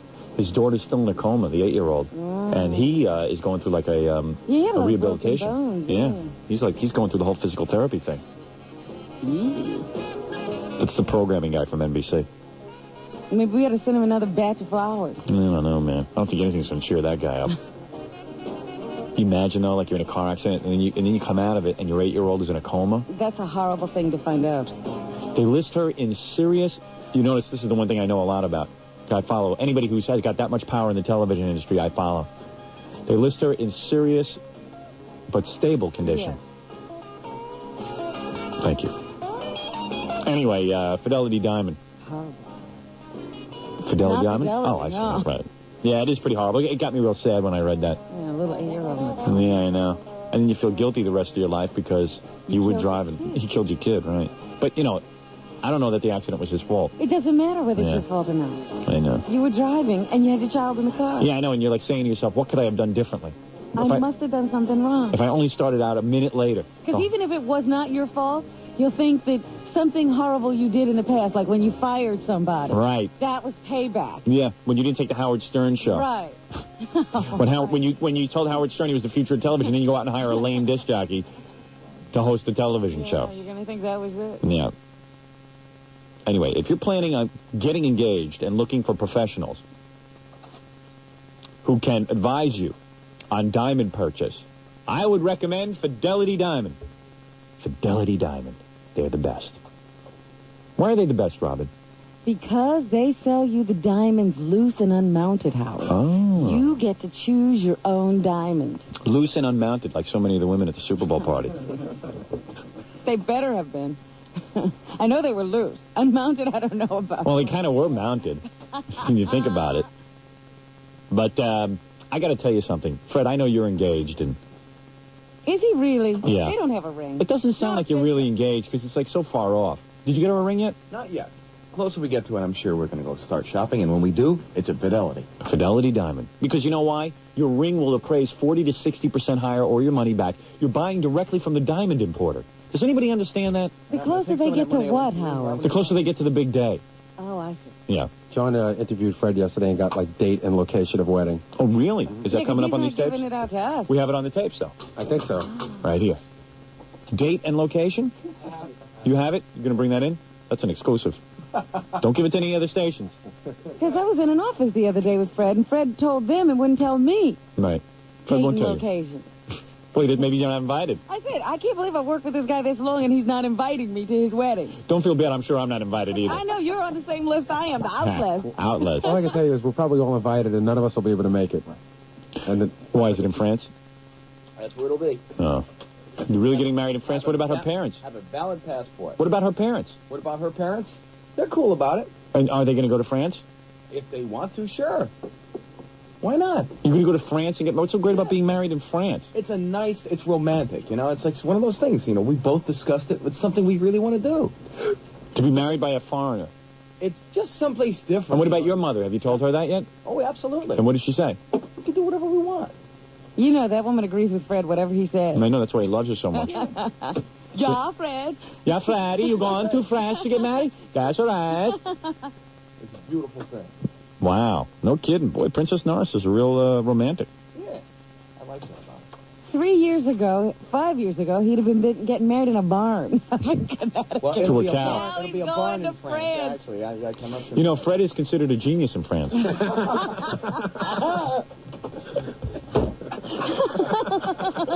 That's why he's going. I see. Get a big royal wedding. The Messiah. Anyway, let me tell you about Fidelity Diamond. That's right. When you go there, you also get a free 14-karat engagement setting with side diamonds. So you just don't walk out with the diamond. You get the whole diamond ring, but you get it so much cheaper. Are you getting a big diamond, Fred? Yes, as big as we can get it. How much are you going to spend, do you think? What are you in the market? Like, what is it that you're supposed to spend? Isn't it like 3 months' salary? Isn't it like 3 months' salary? So isn't that about $1 million for you? Yeah. It'd be like the Hope Diamond. We're getting the Hope Diamond Fidelity. Jackie told me you made $1 million every 3 months. Me? Yeah. Frank gets $1 million. You know, I'm not saying I don't mean to compare salaries, but Frank gets $1 million every 3 months. Now it's up to $1.5 million. Yeah. Just for anybody keeping track. It's not right. I love Frank. Can't you fire him? All right, where were we? Fidelity. Fidelity Diamond. Fidelity is so good. And it's in Jersey. And here's the phone number. 201-368-2440. Weren't you kind of watching the Super Bowl waiting for some terrorism to start? Nah, once it didn't happen right at the very beginning of the Yeah. game, I kind of forgot about it. And you know the Iraqis aren't capable of pulling that off yet. You know what I mean? I mean, besides all that, can you imagine 72,000 Super Bowl fans getting a hold of you if Yeah. you're an Iraqi terrorist?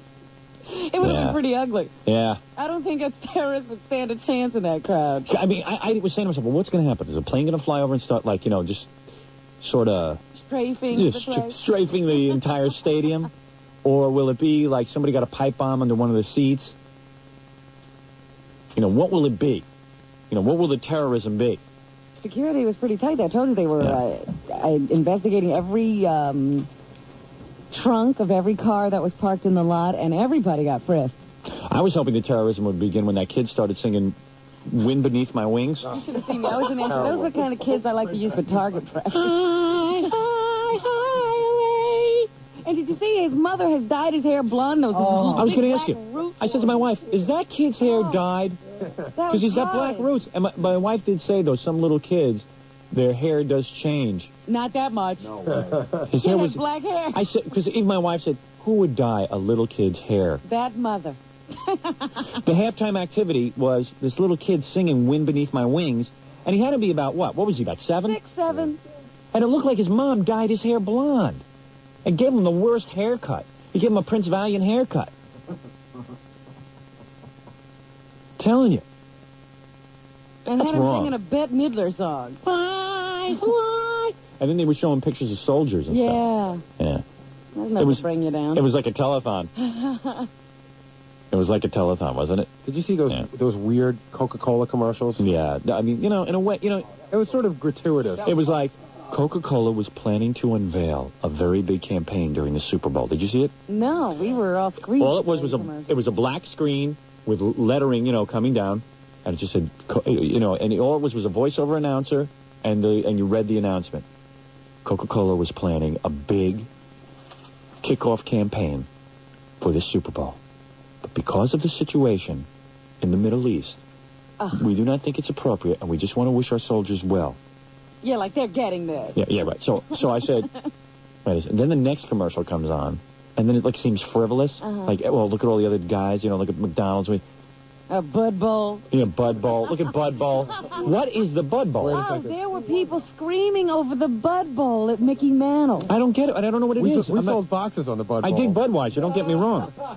Really? What is the Bud Bowl? The Bud Bowl is this... That was the 3rd annual one, wasn't it? Okay, it's this ad campaign this guy thought up. So it's Bud plays versus Bud Light in a stupid football game, and that's it. They just make it up, but they go with... They make it up, though. Throughout the entire season, and they sort of... Somehow, I mean, there are people who really wonder who's going to win. Bet on the Bud Bowl. Who won the Bud Bowl? Bud Light, I think, scored a touchdown. The guy had Bud, the player Bud. What do you mean? It's just some advertising guy sitting in a room saying, okay, it's a guy writing a script. It's not like a real game. Bottles and cans against each other. And it's bottles and cans.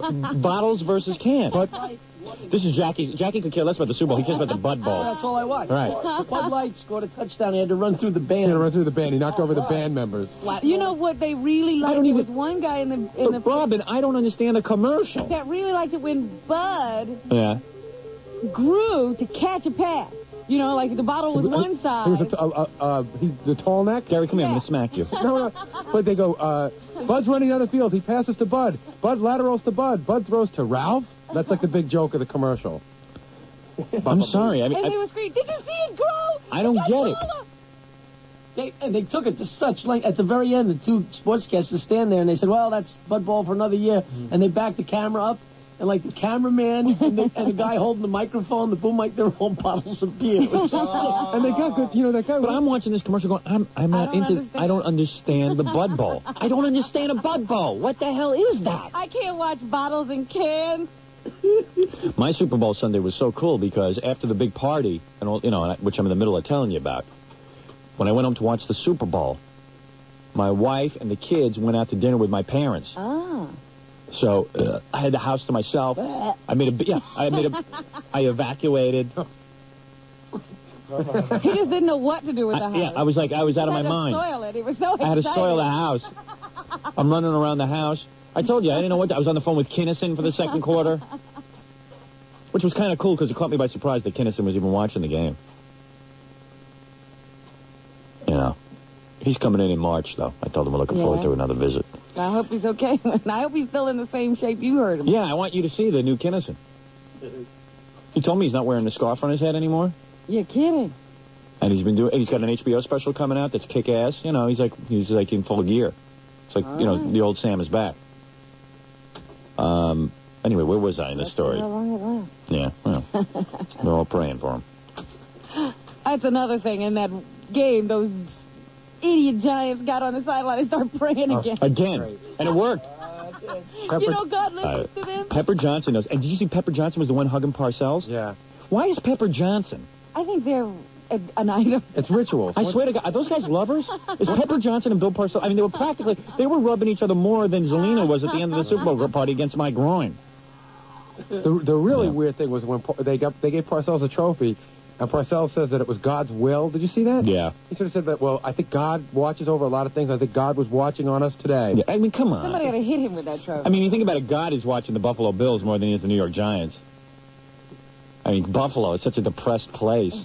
You know they needed it. Watching them. They needed a win. I mean, they got to feel like such losers today because it's just like, if you've ever been to Buffalo, it's such a loser mentality. It's not even like New York. I once got pulled over by cops in Buffalo for doing, I was in a car that was doing 130 miles an hour. Oh, I don't know. It was another guy driving. This was in college.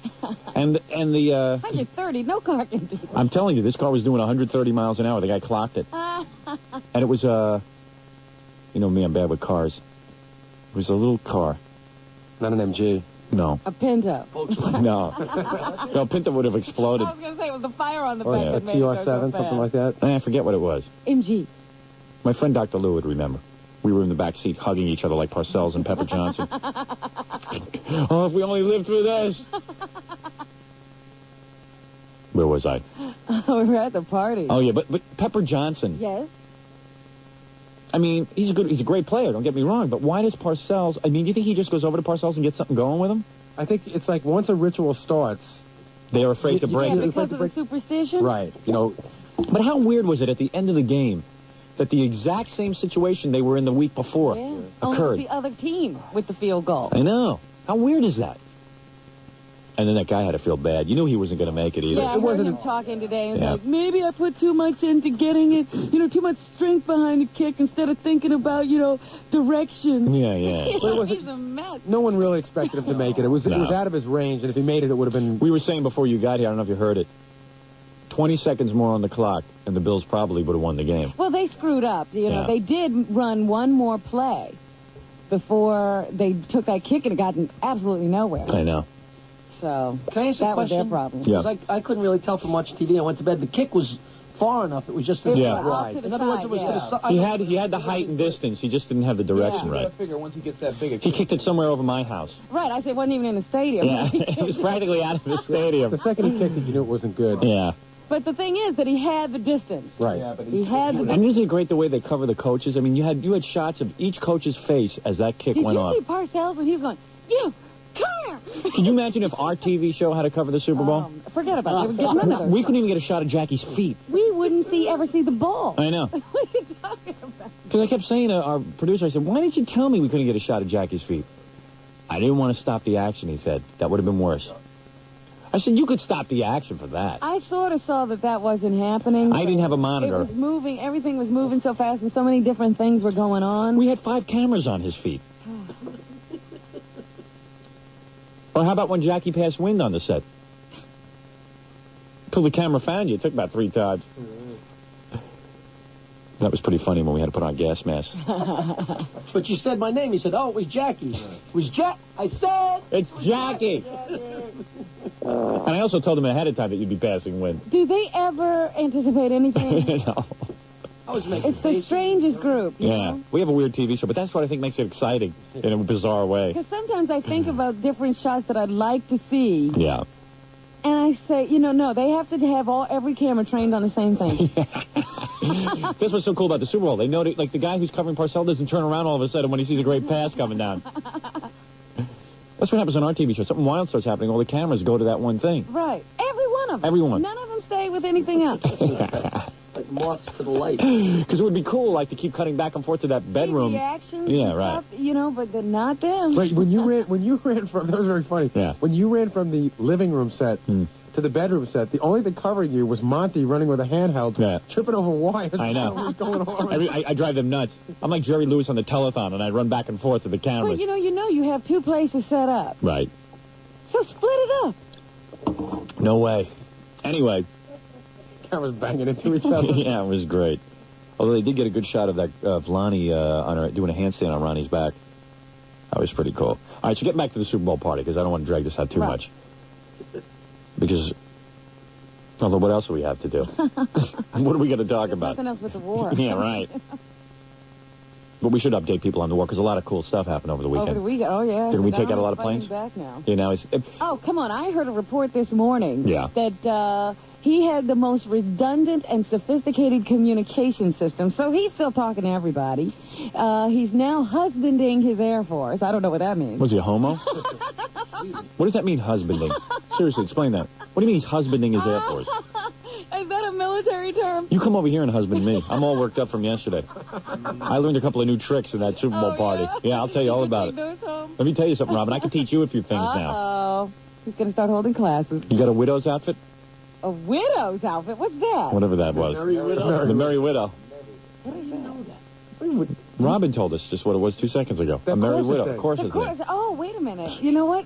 I'm losing my mind. You just lost. You better get out of Mickey Mantle's. What were you doing at Mickey? What are you doing at Mickey Mantle's anyway? I like to go to a sports place and see the game. Did you see Mickey? Mickey was there, but I didn't go see him. You went alone? No, I was with a bunch of friends. What are you talking about? Who's your friends? We want to know. Frank Gannon. Right, sure. Frank Gannon and Penn? Yeah, the three of us had a Was it all girls? All your friends were girls who went? Yeah, then some guys joined us. At the bar? Sure. Ooh. Oh, Was that prearranged, or you just met them there? Who, what? The guys. Did you The guys, no, we didn't prearrange any guy things. You just met some guys at the bar. Yeah. Were they cute guys? Oh, yeah. Really? But one of them, the cutest one was married. So that's never stopped you. Oh, yes, it has plenty of time. Did you get any? No. Okay. I was so miserable, I almost couldn't get home. I started to drink. Really? Were you drinking last night? See, now you know why Jackie I thought drinks. about it. Oh, You know when you're miserable, a cold Heineken is your best friend. give me everything you've got behind the bar. I got to mention the Garden City Hotel again, just in the middle of everything. I can't tell you how nice they were. I love that hotel. It's the only hotel I will stay in from now on. Going back. If I do Letterman, I want to stay at the Garden City Hotel. It's always funny when you let people into that hotel that haven't been in a hotel like, hey, look, there's a television in the bathroom. Yeah, I know. Well, that's a classy hotel. That is a real classy hotel. That's a four-star. That's a four-star hotel. I would like to take this time out again to say, and I yelled it out at the party yesterday, whoever put their cigarette out in the bidet. That was John. That was John. Stuttering John, by the way. I'm going to have a little lecture with afterwards. About what? I'll talk to him afterwards. But I went into the bathroom. What are you talking to him about? I don't know. Him and Mike and that girl Angel were in the bathroom. I didn't like what was going on with Stuttering John. I'm going to straighten him out. Him and Mike, the old intern? Yeah, Mike, the old intern. And a girl. I don't know what was going on in there. In the bathroom. There was all kind of things. I can't. You know what? I can't even do this party I'll justice. tell you something about John. John is a very weird guy. Oh, no. A very weird guy. Although he exercised some self-restraint, some of these stories I can't even tell you on the air. I'll tell you off the air. But some of the stories he's told me not at the Super Bowl party. Yeah. He's like, he likes to give his friends presents. Like what? He's like a cat. You know how a cat goes out and kills a rat and brings it home to you? What does he do? John will go out, find some girl. And bring him to another guy? Yeah. Oh, hey, he's a friend of mine. What happened? I have some questions about this. Does he just gives it away, or does he take what he needs and then give it away? He might do that or the other. Don't you believe it? I'm John. just telling you what he tells me. Jackie, you buy any of that? I didn't know exactly what she meant, but I'm not privy to this. He never told me. He never told me either. Well, he talks to What's wrong with Robin. him that he tells her? Doesn't he? They're close friends. I mean, they're not. Well, Robin just gets stuff out of him. She squeals on every. You know what it is? John wants to desperately be friends with Robin, so he feels compelled to tell her a lot of junk. And then she just squeals and... And then she tells him she won't tell him the next. All right, that's a sidebar, and we'll deal with John later in the show, okay? Because we're getting off the main topic, which is my rub-downs. The rub-downs of a lifetime. The whole time I'm going, girls, this is the best rub-down I've ever had my whole life. Every room, huh? Yeah, every room. Especially Lonnie and that Zarina. Well, how did you wind up back with the two of them? Well, I'll tell you in a minute. Because we're still in room number 2 with Beth. We haven't even gotten there. We decided this year, me, Gary, and Jackie, I don't know if it's so much Fred, but we decided that since we are, the guys who work on the show, we're going to every massage room whenever we damn well please. As soon as I got bored, I'd be in the massage room again. You'd throw somebody out? Oh, yeah. Yeah. I threw my brother-in-law out at one point. Didn't you think, though, you really did do a great job on the party this year, because didn't you think, like, even when it got a little congested at those rooms, it wasn't that bad? Yeah. And didn't you just sort of remember that last year you had to stand and wait for, like, Fat Sal to get out? Yeah, right. And then you realize now that, they're great guys. Yeah, who needs to be waiting for Fat Sal? Yeah, I mean, it's just, I work all year to put this party together, and then I'm waiting for Fat Sal to get a massage, and it's just like, what is this? I love Fat Sal. Believe me, I love that guy. That guy's more fun than anyone. He was fun on the TV show when he had the cheese whiz on his back. That's the kind of guy you love. I love that guy. But I just can't stand waiting for him to get a rub down. There's a lot to rub down on. Yeah, and I mean, women only put up for so much. And then they get all cranky. Well, anyway, where was I? You were going into bed. So I had gone into that room, and I went into all the rooms, okay? and got There's rubbed nothing down. special about Beth's room. No, it was good. She gave a good rub down, and I got to tell you something. It was hard for me to get up and leave because I was already, you know, she was exciting me too. Everyone excites me Did because, you know. she talk, or what did she do? What did Nah, she she's just a yenta. You know, she just was talking about the show and stuff, and but She was a real masseuse or something? Yeah, but she was wearing like a sexy nightgown, and she was so good looking that it was a turn on. Mm. Did I meet her? I don't remember. Yeah, she was up here. She was up here. It was her and her friend were up here. She was like sort I of. couldn't get her friend to rub me down. Those were the two girls that we were afraid might have been the same as the two yentas from the year before. So Yeah, but they were let good. one at a That's the one that rubbed Jackie down for over an hour. So anyway, and I was in there for a good 20 minutes. And then I said, well, I got to get up and go because there's other guys. But So she wasn't in there with her friend. She was by herself. Yeah. Right. Which was good. And she had a real good body. Yeah, her friend didn't seem, you know, she wasn't into that. Then Maybe, then she was going to go in and rub, you know, go in and rub other people down, but she wanted it to be you. Yeah, you know what it was? They were there basically to rub me down, and I, you know, so that's not right. Because after they rubbed me down, they rubbed down one more guy, and then they were done. You know, she was done, right? Right, and then she switched with someone else. Yeah. So I think it was basically to rub me down. You see, I don't like that. But I liked it anyway. So anyway, then I went to the other massage room, and then when I came back in the room, I watched some girls strip, and then I said, hey, wait a second. I'm going back in Lonnie's room, because she's wild. I mean, this is the wildest massage. And I want to see... You didn't go to the third room? Or Oh, yeah, I did. I went to all three. All right. That was UB and the other one. I mean, UB was great. Everyone was good.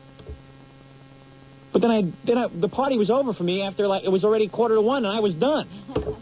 But I said to my, you know, and then I saw Jackie getting a rub down for over an hour. And I said, wait a second. He's even greedy in the massage room. This is a free rub down. Hold on, hold So then on. I said, Howard, wait no, wait a second, hold it. Let me just finish the sentence. It's a positive thing. Let me finish the sentence. Let me Are finish we the all going to sentence. try and screw each other up? I wasn't in there, and I was in there a half All hour. right, a half hour at most. Stop, you're just All trying to get my wife. Oh, come on. You didn't do anything. Screw each other up. What is he talking about? He was in there a half hour. I was in there a half Okay, hour. all right. An hour. No, I'm not going to listen to All right, I exaggerated a little. Gary stained every sheet. Come on. All right, okay, take it easy. Are we trying to screw each other up? No, because by 10 o'clock, it's going to be, I was in there 3 hours. But you didn't let me finish the sentence. I don't care. Now, is he out of control or what? So Jackie's in there a half hour, and then when he popped his head out the door... It was a half hour, Nancy. Yeah, all right. When he popped his head out the door, he said, hey, screw these other guys. We work all year on the show. We put this thing together.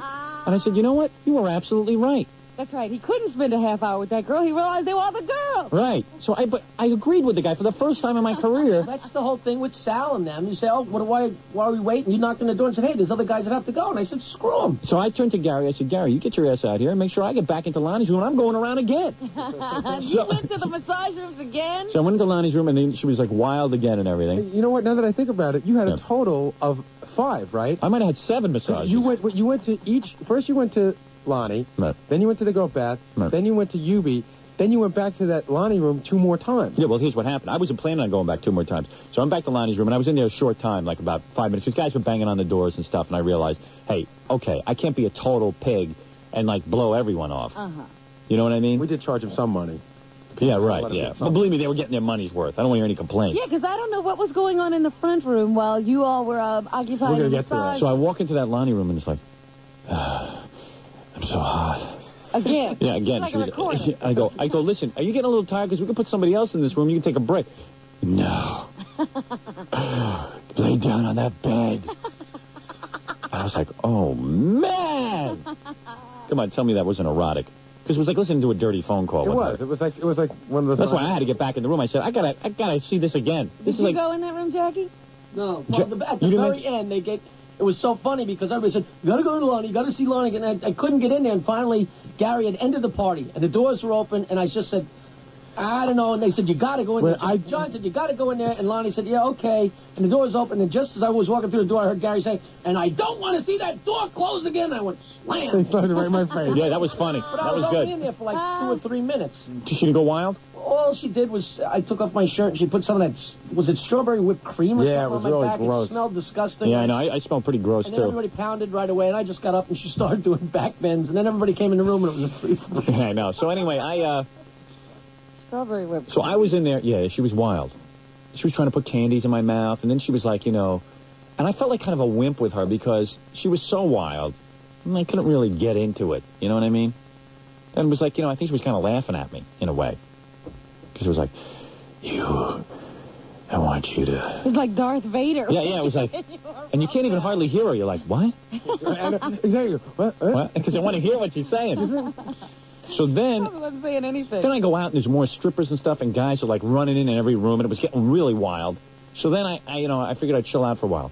So then toward the end of the party, I start hearing guys screaming. Ronnie and Wade Siegel are in with Lonnie and Zorina the stripper in the room, and I'm hearing screams coming out of there. Screams? Yeah, I'm here like, I don't know what they were doing, but at one point... It was wild in the there. phone rang in the main room. Yeah. And I picked it up, and I hear somebody go, Gary? But it didn't sound like Lonnie. Yeah, right. And I go, yeah. I go, who is this? And they go, you know who it is. And I said, no, who is this? And I thought, because a lot of the girls had already left. I said, Beth? No. Susan? No. And I kept guessing. So then all of a sudden I hear Ronnie, but you know, like when you can hear the phone and what's going on in the next room? All of a sudden, then they hung up. They're making prank phone calls. Oh, no. So then... It's so weird because, like, anytime one of us went into a room, people were aware of it. And after 5 minutes, banged on the door. But we're in the middle of a party, and all of a sudden somebody goes, hey, where's Billy West? And somebody says, oh, he's been across the hall For an hour, yeah. Nobody notices. Really? Billy West was there. He was like... something was going on with Billy. What was going on? He wasn't doing any impressions, I know that.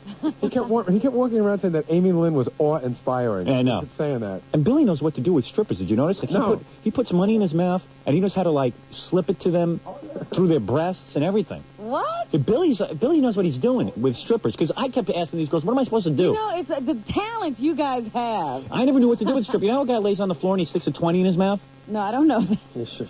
And you lay on the floor, and I was turning to the strippers, I go, what do I do exactly? I lay on the floor, and then what happens? What am I supposed to do? Am I supposed to touch somebody? Am I supposed to just lay there? They go, no, you're supposed to just lay there. So Billy puts the 20 Yeah, but Billy's like, I was watching Billy, and then I would do whatever Billy did. Billy, So you were doing it too?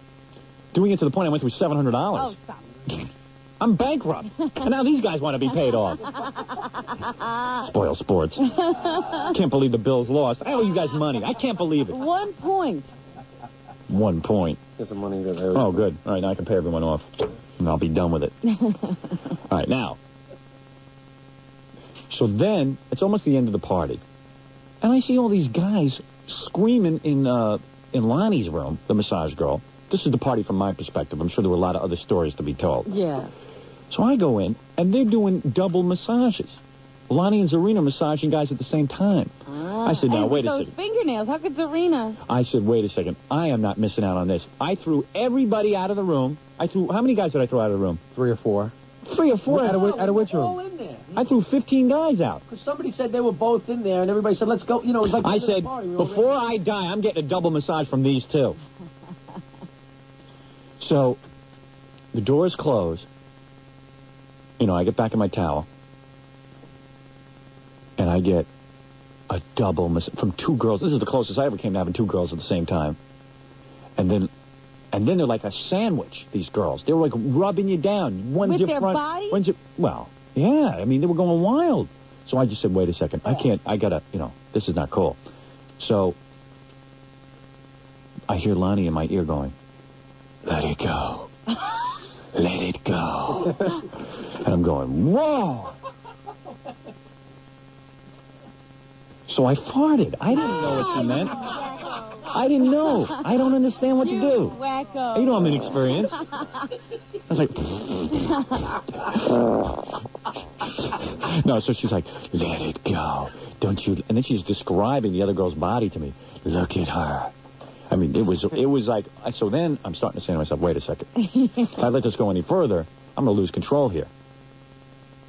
So all of a sudden, I spring up out of the massage room, and I just go, girls, I got to stop. I'm exercising some self-control here. The 2 of you are very beautiful and lovely. And then Zarina, the massage, was going, it's okay, Howard. It's okay. It's okay. And I felt like, oh, boy, do I must seem like the biggest pussy on 2 feet. These girls probably think I'm a jerk. But, I'm married with 2 kids. I explained it to them. I can't, get into that You stuff. shouldn't even be at a party like that. You know what? That's what I said. I said, you know what? I can't even go to parties like this. I'm getting too old for this. So then I left the room. I was like, oh, man, if I was single, forget about it. You wouldn't have been there. You wouldn't even have been able to think of something like that. I know. Maybe that's why they were even in the room with me. Because they knew I wouldn't do anything. I don't know. I don't know either. I kept thinking I could get something going, but maybe that was part of the charm of it. You know what I mean? They really knew how to make you think you were going to score. You're on the radio. Yeah, that's true, too. That's what I kept saying to myself. I said, these two girls would never be into me unless I was on the radio. But they'd have done things because of that. I know. I thought of that, believe me. So I jumped up, and I ran into the bathroom like a girl had just been raped or something. And I just said, I had to calm myself down. I said, I got to get out of here. I got out. You walked out, I think it was that time that you walked out, and you were like in a fog, and you dragged me into... I said, I'm exhausted. You dragged me into the bathroom. You dragged Gary into the bathroom. Yeah, I said, Gary, help me. Help me. Take a shower with He was me. like, wait, and your glasses were fogged up. They weren't fogged up. That was all that grease because they took them off. But you were a little shell-shocked. You were shaking. I was like, whoa, man. Yeah, because I said, hey, I got to get out of these rooms. And then, as soon as I get out, my brother-in-law goes running in. Are you kidding? And we couldn't get him out of there. He was sailing, boy. He was sailing. Who else was in there with my brother-in-law? It was two guys. My brother-in-law was complaining because there was another guy in there with him. Oh, I think we sent in Mike, our intern. It was Mike and Pete flailing around on those beds. And I'll tell you exactly what happened. Mike, our intern, got stuck watching the doors the whole time, you know, keeping time on everybody. So it was like the end of the party, and I said, did you get to go yet? And he said no. So I said, you go in there right now. And then Pete had wanted to go in, so they both went in. It didn't matter at that point. Everyone was in there.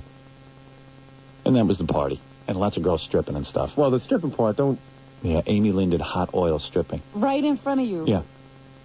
Yeah. A lot of oil. What a body on her. Who had the best body there? All of them. All of them. No, come on. Somebody's got to vote. My personal favorite? Yeah. Seriously? Yeah.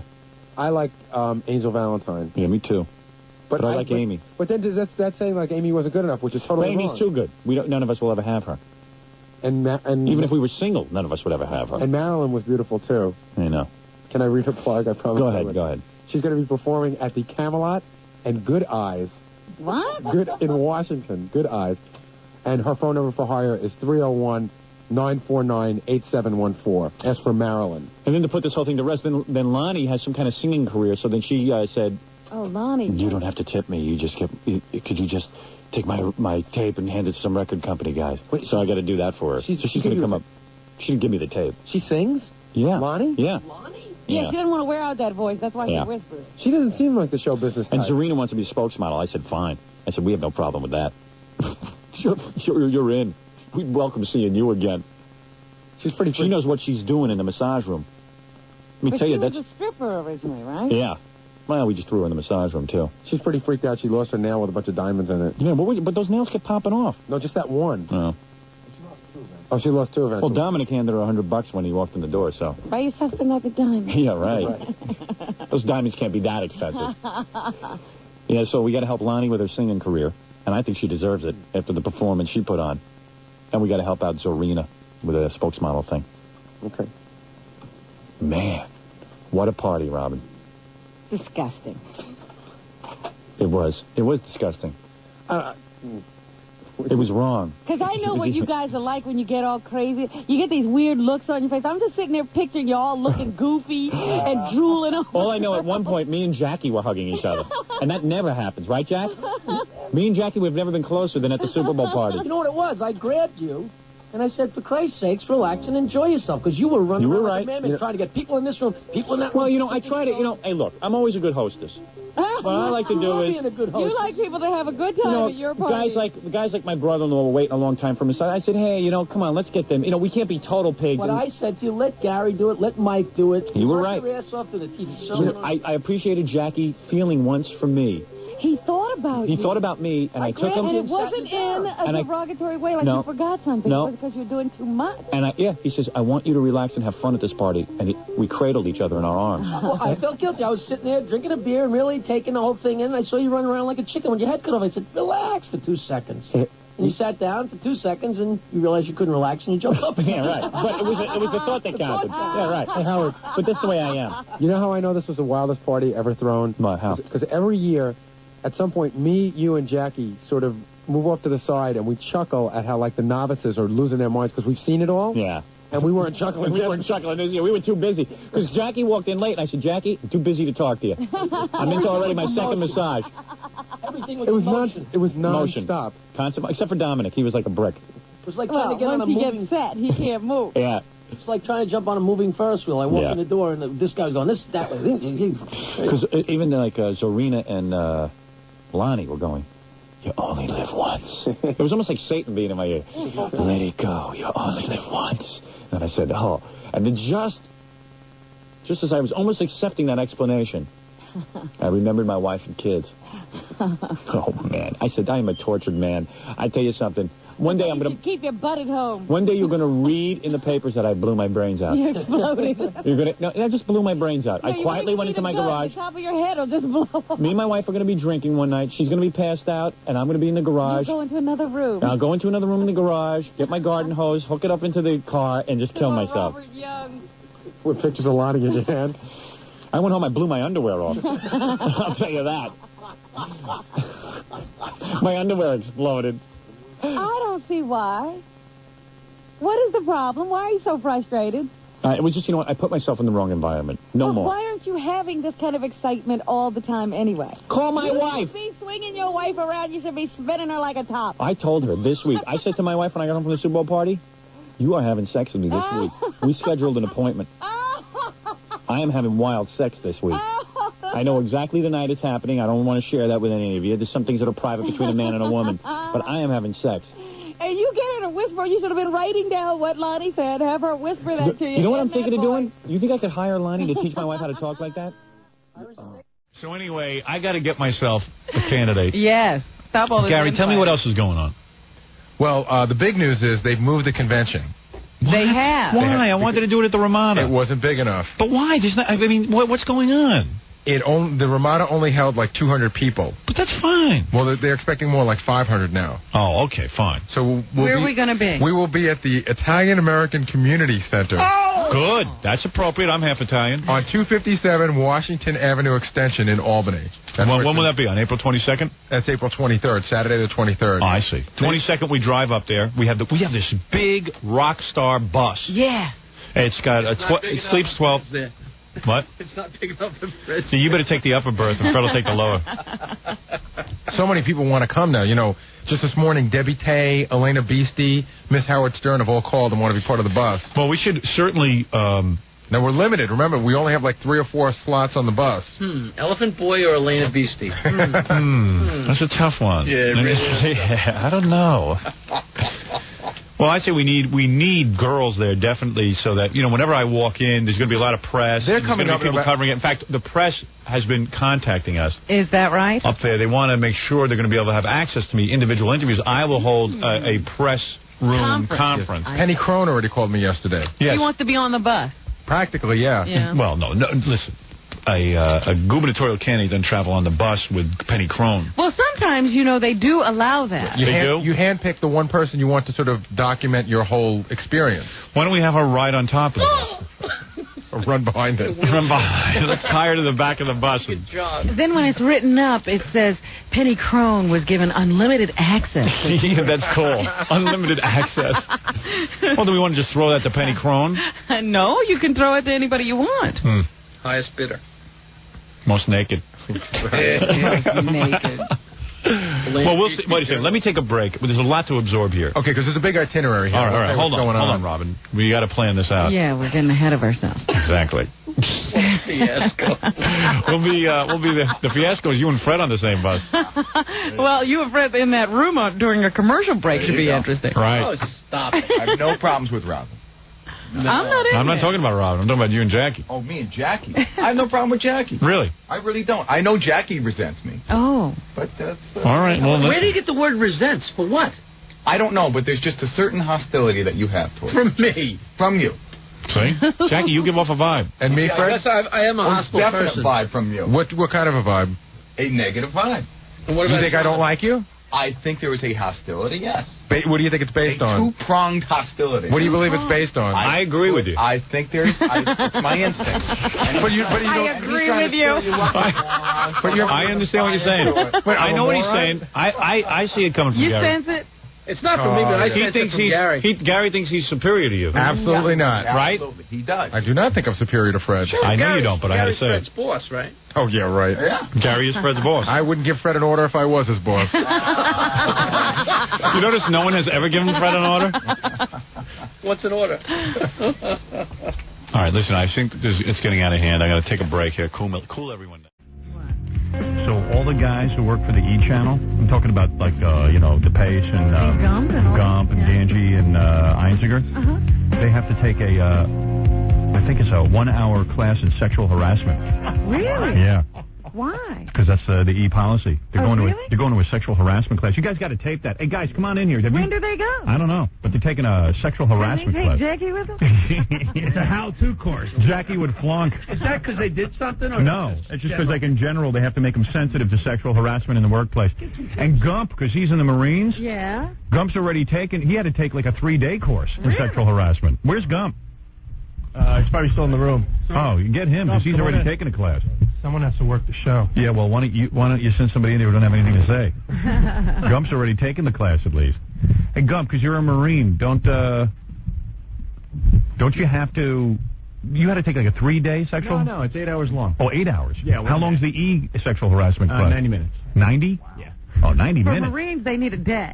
You know why E has that? E is all run by women and stuff, and they just force Well, guys. how's the one guy going to sexually harass somebody at E? At E, forget about it. If anything, the women should take a sexual harassment because they emasculate everyone. Poor Einziger walks around in a dress. I mean, it's unbelievable. What's going down with that? When are you guys having your class? Eric and I are doing it today. Today. So am I. You have a choice of today or tomorrow. When are you going? Tomorrow. How come? Stuff to do today. Don't you want to be with the other guys?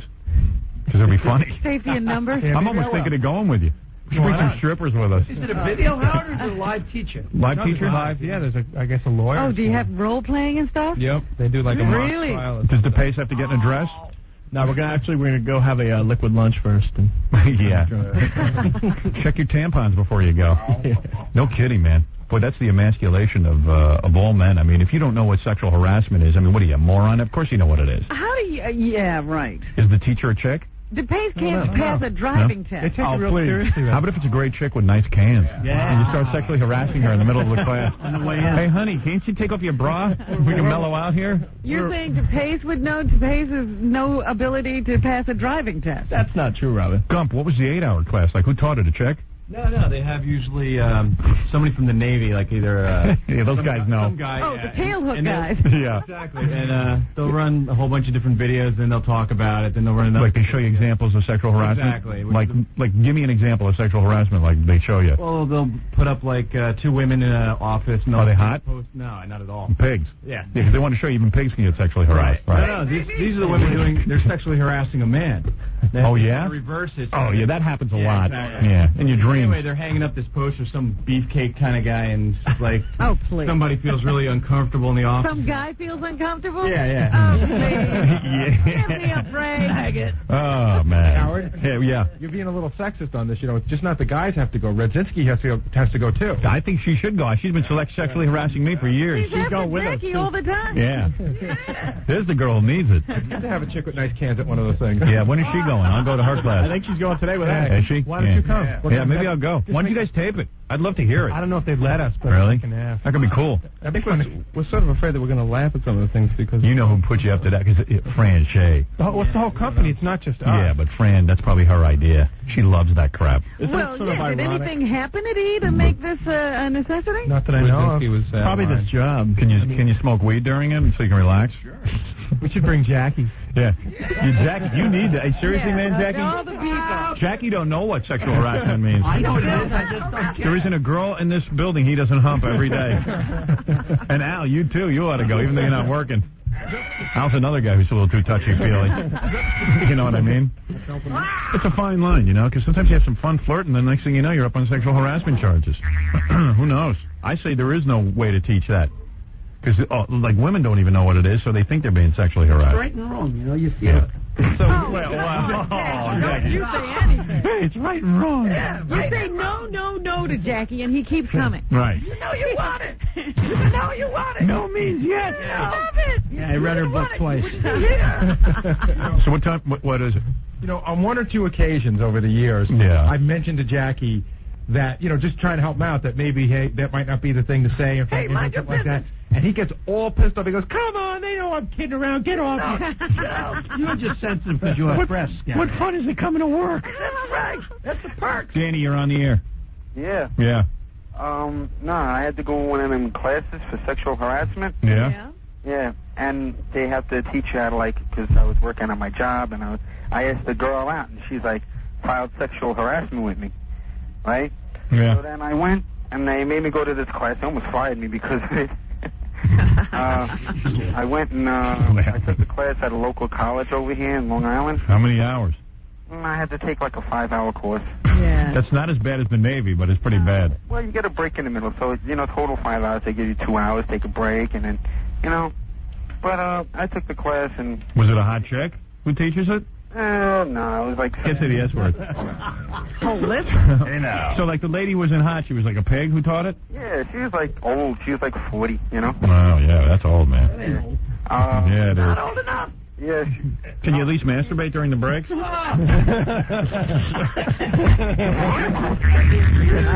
I had to get in touch with my feminine side. Oh, is that what she said? Yeah. She said, hey, listen, honey, I'll come to the class, but I'm no homo. He's still trying to identify. All right. I like to imagine they tell the pace to get in touch with his feminine side at the class.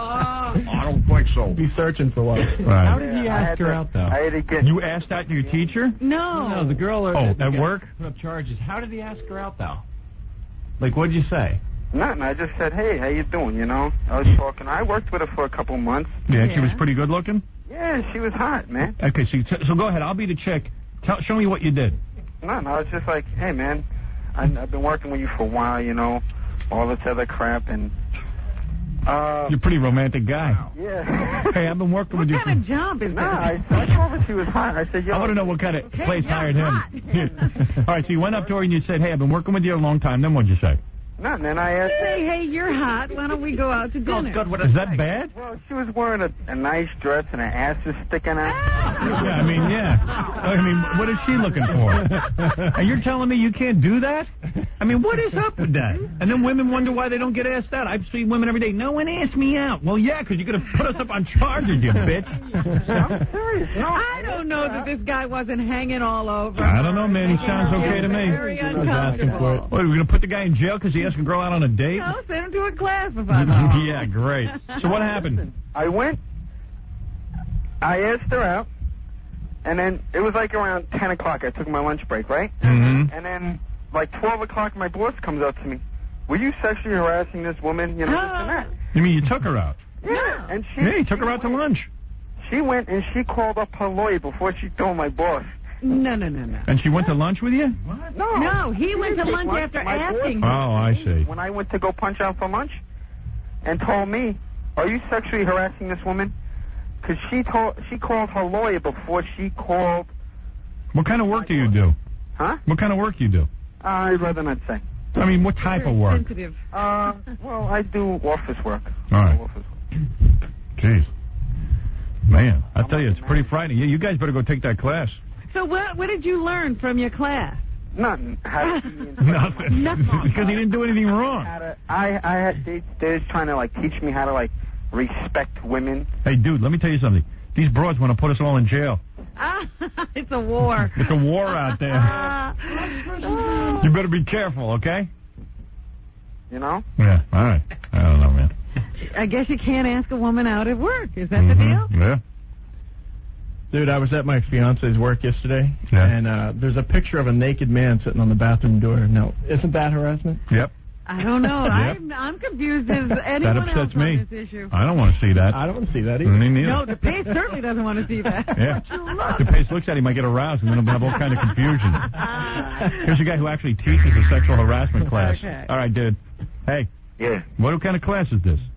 Okay, what I do is I teach a sexual harassment information course for OEO for a city agency. Yeah. And what you heard the last caller, what he did, was that bad? Yeah. I mean, he went up to a chick and said, you look pretty hot, can I go out with you? Actually, okay, the thing is, could you believe that to ask one of your coworkers to go to lunch could not be considered sexual harassment, but to ask them to dinner is. Wow. So he should have stuck to lunch. Hey, maybe I ought to take this class. Yeah, I think you should. Actually, Can you imagine this is going to solve the problem? Yeah, let's go to work. Excuse me, I'm attracted to you. Can I take you out to dinner? And then next thing you know, you got to go take a class, and you're going to be threatened, and it goes on your permanent record. Well, I mean, for crying out loud, man. And then of course, if you're a good-looking guy, chick goes, "Oh, the hottest guy asked me out." What if the women approach the guy? Oh, that's, yes or no? That's wrong too. That's also could be considered sexual harassment. Oh. You know what we guys have to do? We have to start filing charges against these women. What is proper conduct between men and women in the workplace? You could go up to a chick and say, "Hey, honey, I think you look hot. I want to go out with you." And you could lose your job. Right. That's unbelievable. I would say that to somebody. Why not? He said that to me before. Really? Yeah. Can I ask this guy a question? Really? She asked you out? No. And you didn't go? Said I look good. She said you look good. Yeah. She did? That's harassment. I'm kidding. You ought to, no one ever tells you you look good. No offense, man. I don't think you got that many options. Didn't they say that Radzinski was all over Doug at the party? That's right. No. Was she? Hey, Doug, you know, I was surprised, man. For a Jew, you got a real nice body. I got to tell you. What? Actually, that brings up a pretty good point. If a worker is flirting with somebody at a party and it's not during work hours, is that sexual harassment? Yes. I mean, I could be fired for flirting with somebody I work with. That's right. Yes. On and off time. All right, let me ask you a question, okay? You go to the office Christmas party, right? Yeah. And you go up to a girl and you say to her, "Hey, man, you look really nice tonight." Is that sexual harassment? Yeah, but that's an office function. Excuse me. I'm asking the questions, Baba Booey. I'm not talking to you. Is that sexual harassment? It's how you based on how you ask it. I mean, how you say it. All right. If I say, "Hey, you look really nice tonight," that's okay. But if I say, "Hey, you look really nice tonight, I would like to go out on a date with you," that's sexual harassment. Well, actually, it's more like, let's say if you say, "Hey, you look nice tonight," or "Hey, you look nice tonight." You're kidding. Wow. And looking up and down. Basically, sexual harassment is based on the victim feeling vulnerable. Right, let's say I go up to a girl at the office Christmas party, and I just put my hands on her chest and take a quick feel. You're out of a wrong? job. That's out of a job. Wait a minute. What if they hang mistletoe in the office? And then I grab the girl and I kiss her. Yeah. If she feels uncomfortable with it, basically, if you're ugly, you're sexual harassment. You're right. Okay, let me ask you this. So what if, let's say I go to a party, right? Not an office party. Right. All right? Like I go to Jackie's house. Everything is okay. Like a shanty party. Right, shanty party. And I go there, where food isn't served till 10 o'clock and I'm starving. And doing nothing but drinking. Right. And I walk up to employee harassment? And I walk up to one of the girls, okay, and I say, "Hey, you look great tonight. I'd like to go out with you." Is that sexual harassment? Yeah, and you could lose your job. Wow. And you could get sued. Wow. But that's not a office function. That's not a. How do you private party? How do you ever ask a girl out? Okay, the thing is, if it's an office function, okay, if let's say it's not an office function, and everyone that's at the party is from work. Forget it. You know what? I don't even want to hear this anymore. This is frying my brain. Know what to do. I'm glad I'm married. I just want to tell you something. What? Could you believe I had to investigate 2 cases where 2 guys lost their jobs working for New York City for having your radio show on in the office? Yeah, I get letters about it all the time. And how about a kid in 6th grade just wrote me a letter? He was reading Miss America, got suspended for 2 days. Yeah, now mind you, I feel bad because I have to prosecute. Right. And meanwhile, I'm a fan. Right. And is it wrong to listen to this show in an office? Yeah, with me, I have my headphones on. Right now, I'm sitting in an office full of people, and... Yeah, I agree with that. Yeah, go ahead. Now, what about in our office if we're watching show tapes? It's our job to watch the tape, and it's sexual, content of the show, and another employee from the back of the office, not working for the show, walks over and hears or even sees naked girls. Is that sexual harassment, us doing our job and seeing, Actually, in that office of yours, I guess you got a whole different set of rules. Yeah. I'd say if you're here and you know the show, then you better be up for everything. You know what I mean? Isaac always walks into my office when a videotape's playing and says, "You're the only guy in America who's allowed to watch this at work." Here's a dude that got arrested for sexual harassment. What happened to you? Arrested? I bet you didn't. I got arrested. Yeah, what did you say to the girl? What's that? What happened? You were at work and you said something to a girl? No, I called up an ex-girlfriend of mine. I left her a message. Yeah. And she said it was obscene and vulgar, and she had me arrested. I had to come in and fingerprinted me and mugshot. What did you say? I just said, honey, you look great, man. I want to come over there and get you? Yeah. And she I had wanted to get a little booty call, and she had me arrested. Oh, that You busted your booty. Oh, my God, this is unbelievable. This makes me sick. It's disgusting. The laws that they have today that protect women are like totally against the men. Yeah. And the attitude of the companies is that before getting a lawsuit for not pursuing it, they'll rather lose you. Yeah, right. The company's just like, hey, let's get rid of this guy. He's trouble. I never what is had it? a record in my whole life until she came along and just like had me arrested. I had a clean record. We had such a weird incident at our company Christmas party about 3 years ago, but going the other way, there were these two women that worked here, and they were like, sort of like dry humping each other, and then they started like fondling each other's, upper bodies and stuff. And like a couple of guys were like watching this stuff, and nobody really said anything. But I mean, look what they were doing. That's sexual harassment. I mean, could we have gotten in trouble for that if we'd have said anything? It sounds like you get in trouble for anything. You can't even have fun anymore. If we'd have said, "Wow, that's." Oh, you look nice today, or you look nice today. If two girls are like kissing each other and touching each other's breasts, and you go, "Wow, that's." I really say you're cool. allowed to jump on top and do stuff to them. Actually, if you're at an office party. Go ahead. Okay. If you're at an office party, the girl to go for is the one sitting with her naked ass on the copy machine. You're a That's comedian. the one that probably won't report you. Well, I don't think those two would have reported anybody. Here's a guy got fired for sexual harassment. What'd you do? Oh, man. I was working in a gym. I'm a personal trainer. Go ahead. And this girl was working out, right? Go ahead. And she looked pretty bad. And then she went in, she takes a shower, she comes out, she's got makeup on and everything. She's walking by, and she looked great. And I go, wow. And she turns, and she looks at me, and she goes, what'd you just say? And I go, well, you look pretty good, with makeup on and stuff. Right. And she took it the wrong way. 5 minutes later, the head guy's downstairs, and I get fired. Oh. Wow. No questions asked. Oh, my Just God. tell her she looked good for wearing makeup. You know what this is, man? This is a way for ugly girls to get even with the world, dude. That's all this is. That's what's going on here. I don't think ugly girls are the only ones who file these suits. 9 times out of 10 there are, Robin. I've researched. What did you say? Most of the cases that I investigate. Go ahead. There's no such thing as like ugly girls and good-looking girls. Basically, it's a type. Most of the cases are filed by women, and it's women with basically that have attitudes. I mean, there are some women that have an axe to grind. Yeah. But they come in all shapes, sizes. Yeah, this has gone too far. This has gone completely the opposite way. In a jail lunchroom, if you know what Here's I'm saying. sexual harassment. A guy's in a hiring position, walks up to a woman, and he goes, you better give me some goddamn sex if I'm going to hire you, honey. That's what I always thought. That's sexual harassment. Guy walking up to a chick and going, hey, man, you look pretty nice. Can I go out with you? And she says no, and you say, okay, fine. That's it. Well, what about that guy? Especially, let's say it's the guy who delivers the mail. Yeah. If he just says, hey, you look hot to the secretary, she can tell him to get out. Then this is the first time anyone ever told her she looked hot. What about that poor guy who was just talking about the Seinfeld episode? Hey, look, what I saw on TV that's last night. ridiculous. And sleep with me or you're fired. That's sexual harassment. That's it. This case closed. This is Actually, ridiculous. you'd be surprised. But anyway, listen, I have to go. I got to go too, okay? I just want to say hello to all the employees in New York City Housing Authority. All right, thank you. All right, bye. All right. Thanks, guys. All right. I don't want to talk about it. I didn't know you guys had to go to that today. Yeah. You have any specific questions you want us to ask? Yeah. How come E is making the guys take this when it's a bigger ripoff? No. You want to ask the question, what is the appropriate way to ask for a date in the office? Right.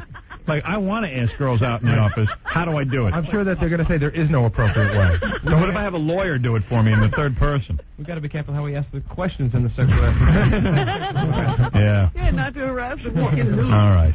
I've had enough of this. Just, I need a breather. We'll be back, and we're going to do the news for you in just a couple, okay? What we do now is they're writing specifically for the person. I'm Take a look at them a star. Do I have to say star of Melrose Place? I'm a star of Melrose Place. And you're listening to the guy who usually watches me on TV with his pants down his ankle. That's a nice look. Hi, I'm the very gorgeous. Oh, okay. Could we put even better? I'm the beautiful, gorgeous, sexy. Oh, it says it. Oh, please. Insatiable. If I weren't married and how we're married, I still wouldn't date. No. What? No. You wouldn't date Howard. I still wouldn't date Howard. No, I'm not saying that. No, he wrote that. I'm not going to say that. I'll say the first one. Hi, I'm Heather Locklear, star of Melrose Place, and you're listening to the guy who usually watches me on TV with his pants around his ankles, Howard Stern. We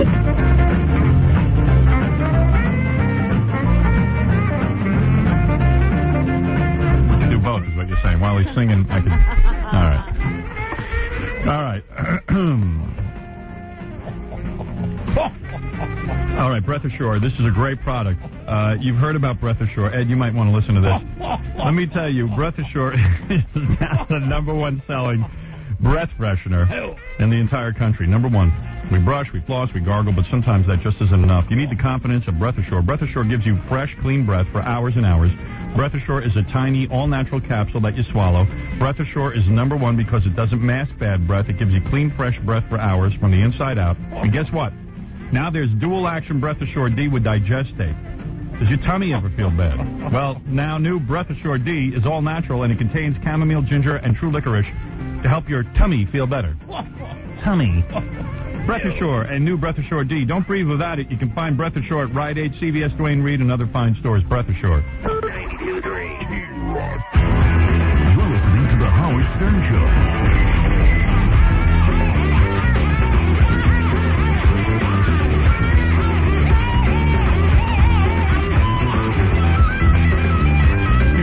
I played early this morning, the tape about asking people on the street if they would support a bill that said that Jews have to put Stars of David after their name in movie credits so we can figure out how many Jews are in the movie industry. Yeah. It's everywhere. It's everywhere. I like that tape. I was thinking of just giving it a quick shot before we got into news. Some people might have missed it. All right.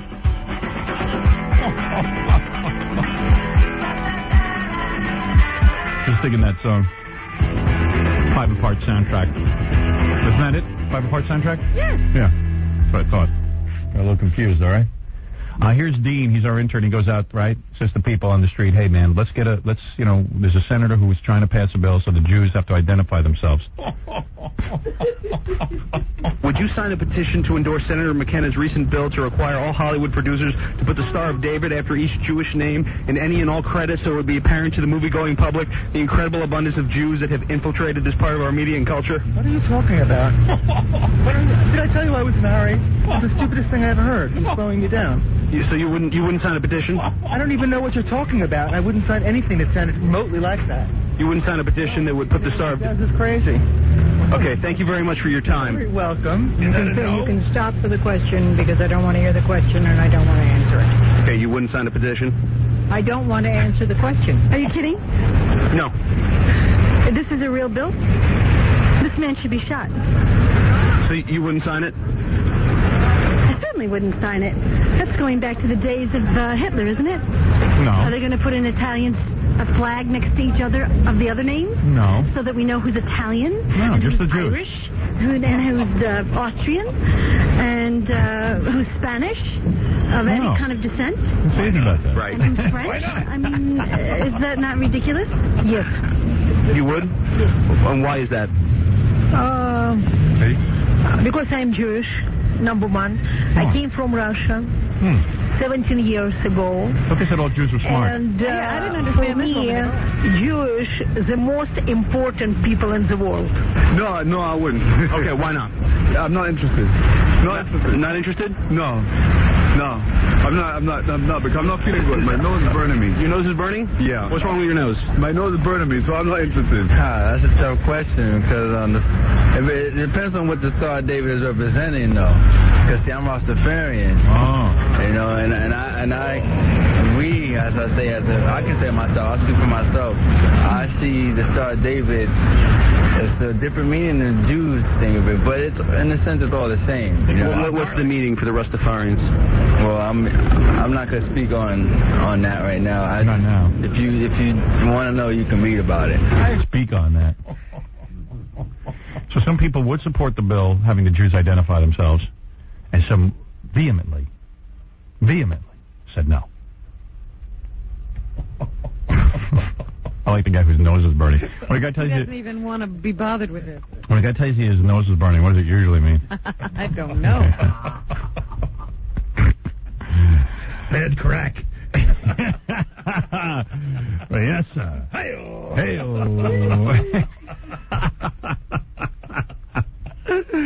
Bad crack. My nose is burning.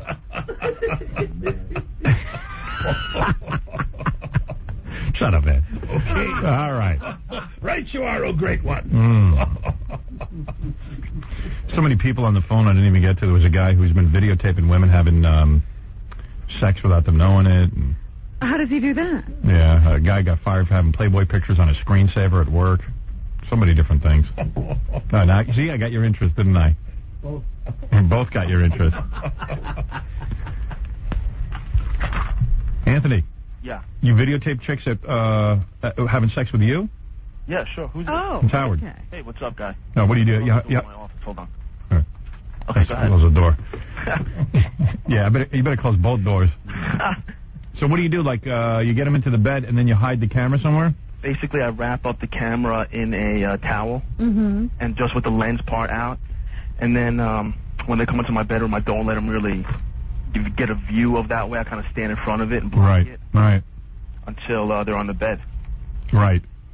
And then what do you do? Well, we have, various sessions, and we'll play fantasy games. I called yesterday because I thought it was pertaining to yesterday more. It seems to pertain to every day on this show. Fantasy game. Yeah, right, exactly. So, Right. the one that I have is one of a spanking episode that she is a bad girl because she came home and forgot her book. So I play the daddy and... Send us all of them. No, don't send it because this is wrong. You shouldn't do this. Oh, yeah. Well, it is legal because one person knows that. It is legal?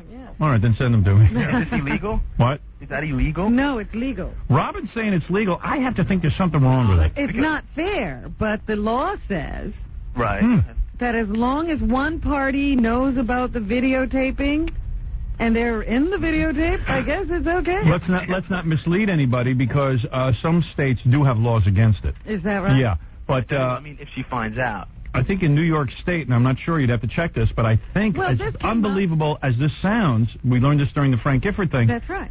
That you're allowed to videotape somebody as long as you know about it. Beautiful. Beautiful. I mean, there's no problem. yeah, I always thought that was wrong, but evidently... that's what I thought. I show my cousins and my friends. And so you're saying, how does a law like that happen? And you say, well, you know how that happens? Like 60 Minutes wants to go out and do investigative reporting, and they want to catch people who are doing insurance fraud and stuff. But there's no, technicality, only if you're associated with a news program? No. Wow. No. Evidently, if it's a law for 60 Minutes, it's got to be the law for you. So as wacky as this sounds, and I can't even believe it. I just find that despicable. Right, it's bizarre. It's bizarre, but here you are doing it, and... Bingo. And also... And I don't know that it's wrong. And I really think it should be. Right, so, these guys are talking about sexual harassment, this and that. Because I have a small penis. I don't want anybody videotaping me. If you get him on... if you get the girl on tape, can she say that you sexually harassed her, even though, No. She can't, right? That's not. I think it's sexual harassment. She's a willing participant. She's a partner, right? Yeah, no, that's probably good. That's good evidence. That's what I'm saying. These guys should, tape the conversation. See, in a way, if you ever get caught, you say, hey, listen, man, I don't want some girl accusing me of rape or something like that, so I videotape all my encounters. Right, and she's definitely not complaining. See, then it's a good thing. Loophole. Howard. It's funny. We have to think those things through. Yeah. I'd like to see that. Well, Dominic says he knows the law on this. This is the bloated attorney. I'll come down one morning and show you guys if you really want. Yeah, I want to see it. Dominic, hi. All right, so you're pretty close. In most states, it's illegal. Okay, New York? What about New York? Well, New York is now a split decision. We originally thought that absolutely was okay.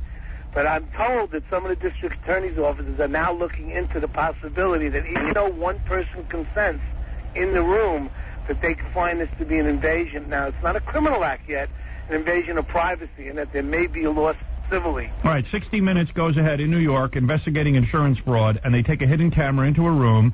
They interview a guy, he doesn't know the camera's on him, and they run that on 60 Minutes. That's legal? Now, yes. Now, wait, it's done in New York State. Wait, Dominic, she could sue me for money? Well, here's the question. Well, what else are you going to sue you think for? Think about that lawsuit in Virginia Yeah. when they did that case on 60 Minutes with the bad, I think it was 60 Minutes, where they investigated bad meat and stuff. And there they let them sue because each state has its own law. Now, here's the real question.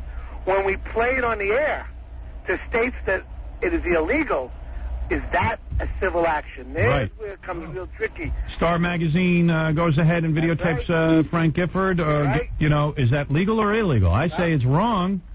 But then when 60 Minutes does it and discovers bad meat, then it's good, I guess. So it's. You know what? You're getting better at this law stuff than the lawyers. So in other words, it's so ambiguous that it'll keep lawyers busy for the rest of their careers, making tons of money. I could tell you, I'm looking for a new car now. One last sexual harassment story, please.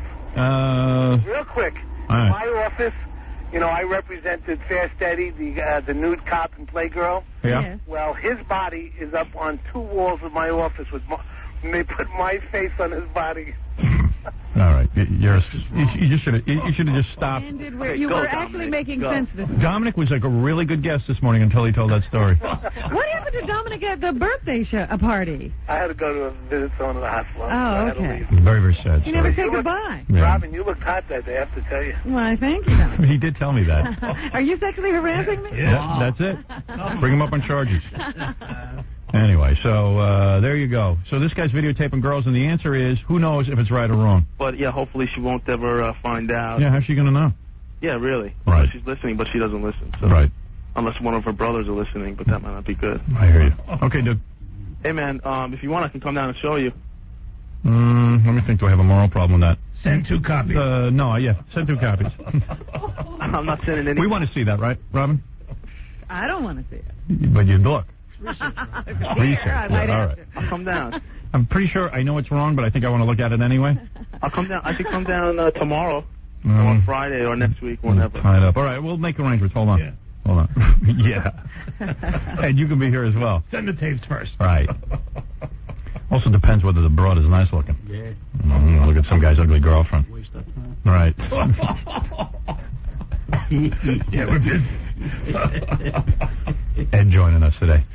Nancy, quick. You say some guy got fired for having Playboy pictures on a screensaver at work? She's gone. Nancy? Nan? Maybe she heard you and thought you lost interest. Nancy? No, you know what? I did lose interest. How's that?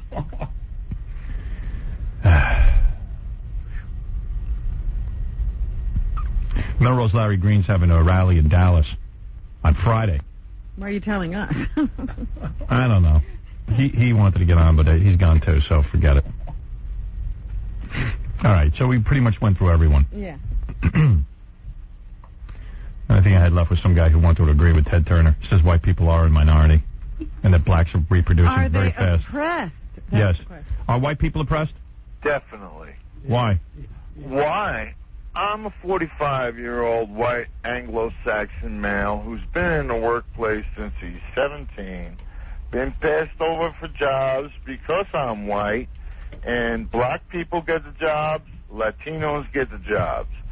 And we are losing our production because we don't reproduce and have social programs supporting us, such as the black... No, I don't want to get into this now. It's bringing my head down. Angry. Have another cocktail. Nothing sadder than a white guy who can't figure out how to make a living. Wait a minute.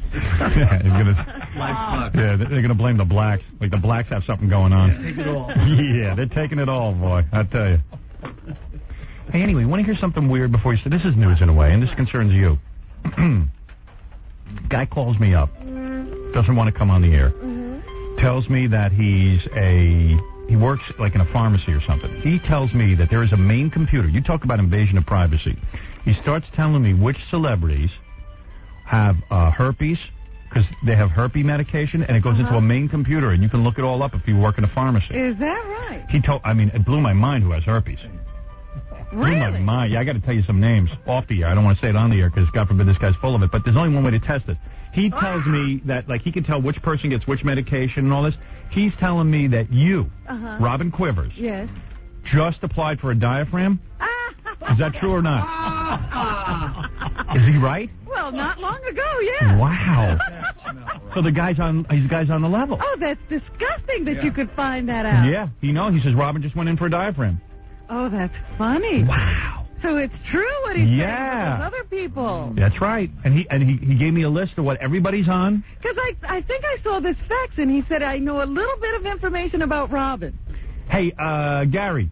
Is that one chain? You got to hear this guy. Wait, Gary, get the guy on the phone, okay? I'm getting out of that all right. chain. Tell him he's got to come on the air. Is it one chain or are they all connected? No, it's all connected. Computer? It's a central computer. Like an internet type. It's not just the chain, so you have nowhere you can go. What are you using a diaphragm for? Do you like it? Sometimes. Don't you think it breaks up lovemaking? Sometimes that happens too, yes. Don't you find it very slippery once you put the gel on the diaphragm and you try to fold it in half? Sometimes it's loose all over the place. Ever have your boyfriend put it in for you? No. I used to have a girlfriend in Princeton, and I was in charge of that. Really? And you could do that? Yeah, I was good at it. I never like to I was pretty good at that to anyone else. Yeah. I like to try to make sure it's in the right place myself. She liked it because she felt it didn't break up lovemaking, at least like I was It was involved. part of the act. Yeah. Were you doing it for you, Howard, or for the next guy? I was probably doing it for the next guy. I'm embarrassed. I'm so small. I was telling Robin this, and she's going, well, then you're not, how could You're that not be? getting past it. Yeah. Okay. Let me make sure that this guy doesn't say anything stupid. Hey, Rob. Yeah. Okay, all right. I'm just going to ask you questions. Be careful. I don't want you to give out specific information about specific people. Right. All right. You work for a drug store, right? No, my friend works at a pharmacy. Okay. So it doesn't matter what pharmacy you work at. You're all tied into the same computer? Her company is tied in all around the country with every other company that they have bought, acquired, or otherwise. All right. So they have to be part of that chain. Right. Okay. So. It's not like all right. not like so I know what chain it is now. Right. I'm not going to say that. All right. It's not like over the internet or anything. It's an intranet. It's like inside. No, I hear. It's a self-contained network. Right. So when you got the diaphragm information on Robin, now she knows not to go to that drug chain or anybody in that drug chain because you guys could all share that information. That's right. Okay. You never know. Right. But so there's other things. All right. Now, don't mention the celebrities. Right. But mention some of the things you know about them. Like one female celebrity that you told me has herpes. Yes. All right. Very good. You know her. And I know. I read the name. I know who you're talking about. You like her. I do too. That's right. I know you do. All right. Then there was anymore. Right. Wow. That changed my whole opinion. You won't ever be touching her, huh? Right. And then what about some other? You think her husband knows? I would hope so. Jeez, I ought to tell me. He's married. Well, I feel obligated now that I have information. It's not your business. All right. I won't say anything. I'm not going to say who it is. I could be your pharma CIA hole. You're not kidding. And so, when did Robin apply for her diaphragm? This was a couple of weeks ago. Right. That she got it. Right. No, it's been a couple of months. Oh, really? Yeah. I guess it showed up a little late then. No, he knew. But one guy is he's on sleeping pills. Somebody. Right. Another famous actress, younger. She has heavy acne medication. Yeah, heavy acne medication. I know who that is. And another actress, she's on fen-phen. She recently had a baby. Yeah, yeah. And, she's trying to lose some weight. Yeah, he's got every. Look at the kind of information. And I have all this information. Yeah, and I can keep it coming to you. All right, please do because I love it. Yeah. You got to give me the hotline. As a matter of fact, there's one person on there who's on my scumbag list. I might just. It might just fall out of your mouth. Yeah. Accidentally. Right. What? I was going to say the fen-phen story. I know who it is because Mike Walker told me that one. Right. Well, I might tell Mike Walker all this stuff. Hey, thanks, dude. All right, man. All right, bye. Well, I guess I won't be using that chain. Yeah, that's what I'm trying to tell you. That's disgusting. Yeah, and you got to be aware of, that's why, the little drugstore on the corner sometimes is the way to go. That's the way to do it. I have for a long time sort of supported the idea, anyway, of, like those small video stores. I get the sad. mom and pop operations. Hempstead, Long Island used to be a really cool place to shop. It was all little mom and pop stores, and I always got kind of sad when I saw the malls come in and everything. I always got sad. Always thought that was kind of the end of all privacy. Shut up, Ed. It is. Yeah. But even small hardware stores and small drugstores a lot of times become part of these chains too. Yeah, well, that's what he's saying. They own a lot that you don't even know. So because they're little independent that they stores. own is in this central computer. And that information get into the wrong hands. I mean, it's in that jerk's hands. Imagine what everyone else. Excuse me, you can't hide the information if you're part of an. Where's Ed McMahon? He stepped out. Can he just talk? Okay. All right. What did you say? No one wants to hear from you. Okay. All right. They're all tied into insurance. If you have insurance, they'll be calling the insurance company, and someone has access. Like I said, where's Ed McMahon? Okay. That's a white Mr. T. All right. Yeah, bring back Mr. T. I'm ready to fool. How is Mr. T? Does he still have cancer? He was supposed to be recovering, but I haven't heard anything. That's called the drugstore guy. He'll know. Feeling much better, Howard. Feeling much better. You better hope he lives. The only impression you do. Yeah. It'll be a retrospective. I heard they changed his name to Mr. C instead of Mr. T. Is that true? Okay, let's go to the news with the beautiful Robin Quivers, who is dressed in a provocative outfit today with a tight-fitting... Oh, that's right, sexual harassment.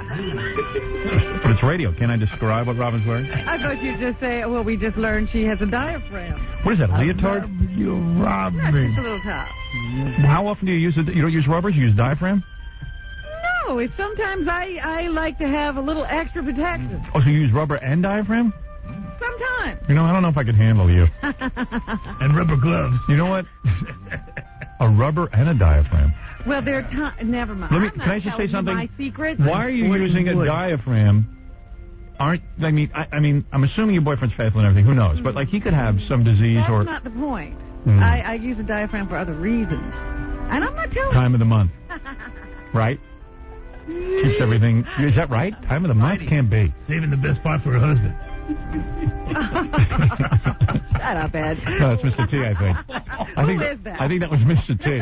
Raymond Burr. Raymond Burr. She just likes company. No. Explain to me, why the diaphragm? You got it. Oh, period? Yeah. You have to have sex during your period now? This is a woman who didn't have sex for 10 years. Now you have to have sex during your period? Every day counts? You're catching up. Look at her go. Catching up. Wow. Was that right? Yeah, I never knew that. Hey, how frightening was it the other day when Donna D'Errico, the star of Baywatch, said that she is on a medication that stops her period completely? Doesn't have one. That is weird. A lot of women said to me, that's amazing. weird. What was the drug she's on? Depo-Provera? Depo-Provera. Depo, I think it is. Depo-Provera. Is it? Yeah. I don't know what it is, but, I mean, hey, it's great for a guy, but you've got to figure that's doing something to your body or doing something to your health. I can't, I just think whenever you stop something like that, I mean, you're doing major something to your body because you're throwing off the hormonal balance. Yeah, what about that? And you've got to continually medicate yourself. She says she has to have that shot every 3 months. Yeah. I mean, it's great for the so guy. This is something that sticks in your body and just stays there for 3 months at a time. Doesn't your period sort of like when women stop... It flushes out your body. Yeah, and doesn't keeps things regulated. And doesn't it also, like, keep you from growing hair on your face and getting male characteristics? Obviously, she doesn't have that problem. No way. But so I'm saying... it's not causing her to become masculine. But, I mean, even the patch freaks me out. Yeah, that thing they used to put in your arm, what was that called? That was Norplant? I thought those 3 little rods? Norplant. Like, they were giving that to young, like, black and Hispanic chicks who were just having babies. Yeah, couldn't take a pill. They couldn't remember to take their pills, so they were doing that. But so that, what the hell, that's good. But I don't know. But now they got something for rich white women. Yeah. They have to keep husbands happy with money, I guess. I tell you, you take enough of that Doropreprovin or whatever it's called, and I think you grow a penis. And she said you have to be off of it for like a year, sometimes in order to get pregnant again. And the baby has 3 heads. Seems to me that's got to be stored in your liver somewhere. Yeah. And that can't there you go. be good for you. Yeah, who cares as long as she's hot. Even with a penis. Even with a penis. She'd still be cute even with a penis? Is that what you're saying? Yeah, screw sexual harassment. That's not gay. Okay, so.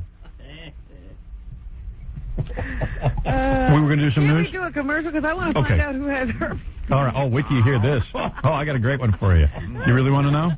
Yeah. Want to do your first story, and then I'll tell you who has herpes? All right. Hey, you son of a bitches, here's Robin Quivers of the goddamn news, you miserable pricks.